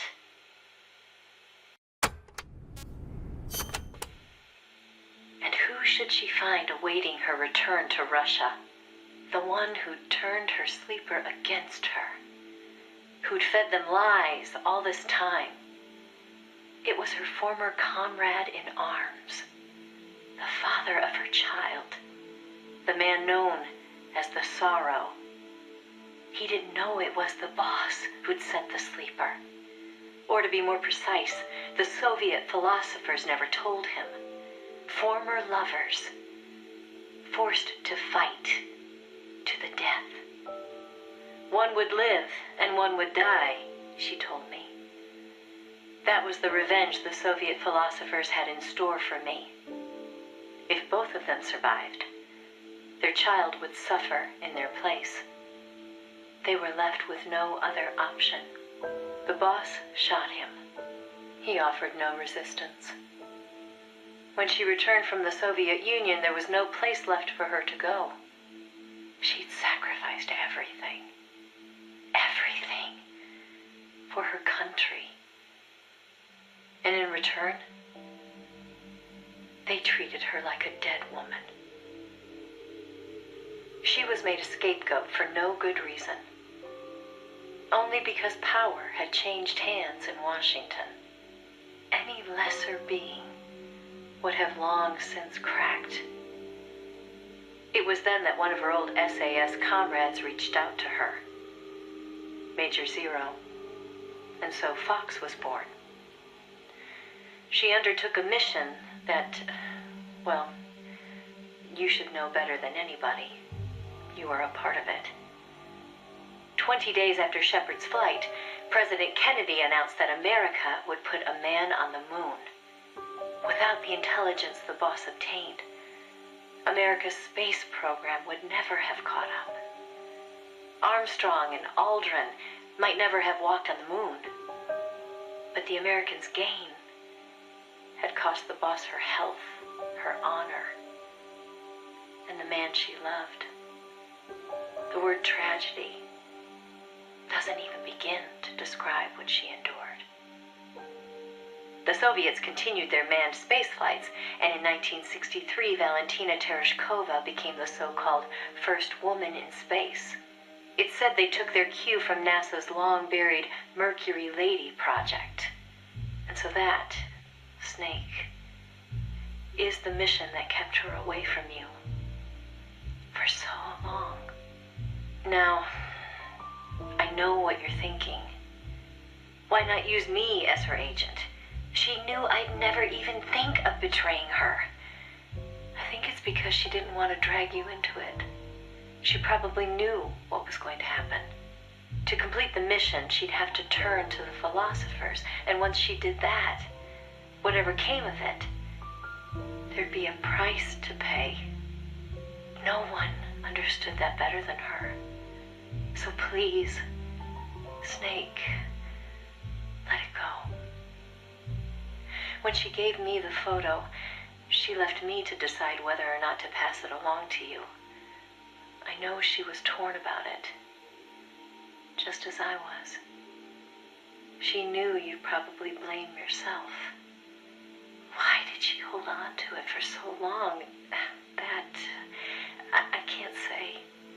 To to remind her of how much it hurt to be erased. She wasn't that kind of person. No. I think she meant it to be a message to you. She had her identity, her life, taken away. But she wanted you, of all people, to know the truth.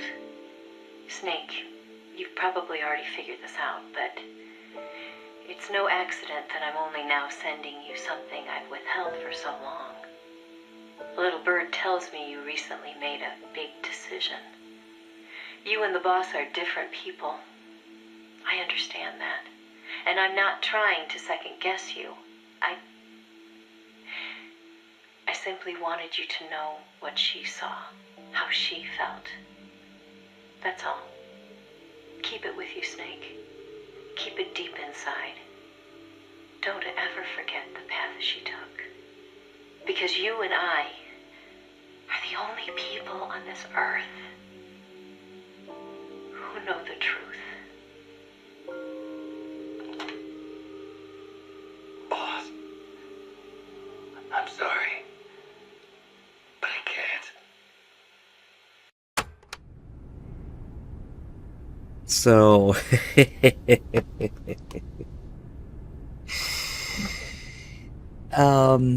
Three Dogs controller's not working with his PS4. He ran out, he bought a new controller, came back home, and the new controller didn't work either.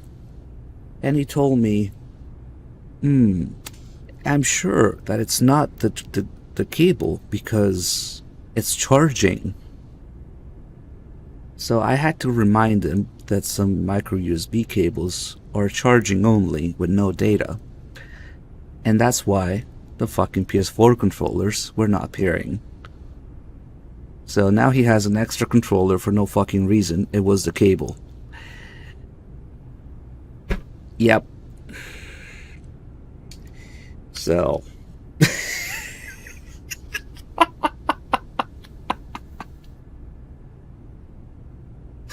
I'm fucking laughing my ass off here. We panicked. I streamed an extra 2 hours almost. And it was the fucking cable. It didn't occur to try a different cable, I guess, with 3 controllers not working. Well, at least we figured it out. And that shit kind of sucks though. When you have one of those charging only cables, they have no data. They only have, like, you know, the positive and negative, and that's it. So that was the mystery. Maybe it broke down and it used to work.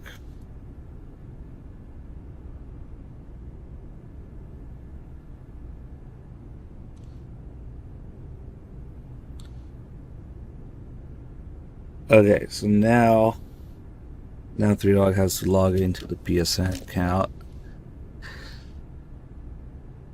on PS4. We're just making sure we're all set to switch to PS4 for Ground Zeroes and Phantom Pain, which is even more of a pain this time around, I guess.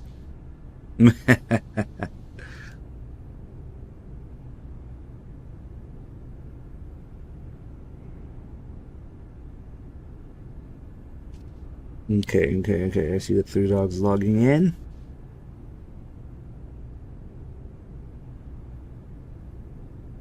She's gonna finish Peace Walker for you guys. Believe it or not, there's more Peace Walker. But we did most of the tapes. So, I actually don't even need to give him the save, because all that's left to do on Peace Walker is to switch to the complete save anyway. This was a new save for the story. So, oh man, what a fucking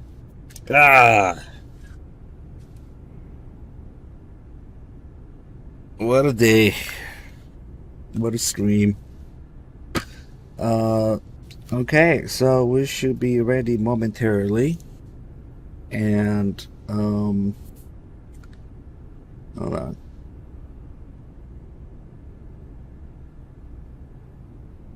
I really don't want to talk too much shit about Three Dog. But he's always struggled with technology stuff, and I'm always there to tell him about it. It's just funny.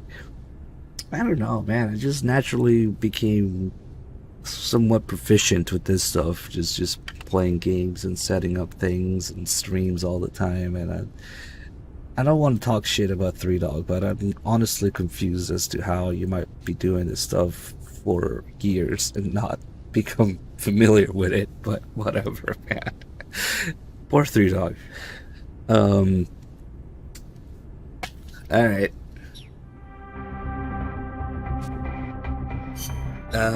Let's see.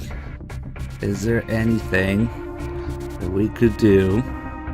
We might need another couple minutes, who knows?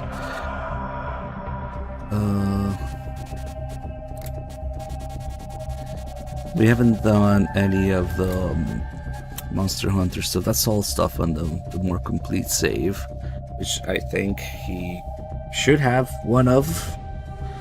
Alright, Three Dog is taking over. We are now over 100 hours, and what a story to tell. Guys, I'm gonna drop the stream. Three Dog is gonna continue. If you're confused because I'm not Three Dog, it's because there's two streamers. Because this is a 5, well at this point, easily 6-day marathon. So we're taking turns to keep the channel live. So this month we're doing on Three Dog's channel, right here, right now. Next month, Three Dog will be over at Outer Heaven, my channel. So we'll try and keep the marathons going regularly each month again, like we used to. Let me, just drop the stream. The stream is gonna go offline for a few seconds. Three Dog will be starting right after. If it doesn't come back in a few seconds for you, just refresh the page, refresh the stream, and it should be good. But for most people, most of the time, it just comes back on its own. Alright guys, I'm gonna get some sleep. I'll see you guys later for fucking hell. It'll be probably for Phantom Stain. Alright, I'll be back in 12 hours or so. Don't go anywhere, stream will be back soon.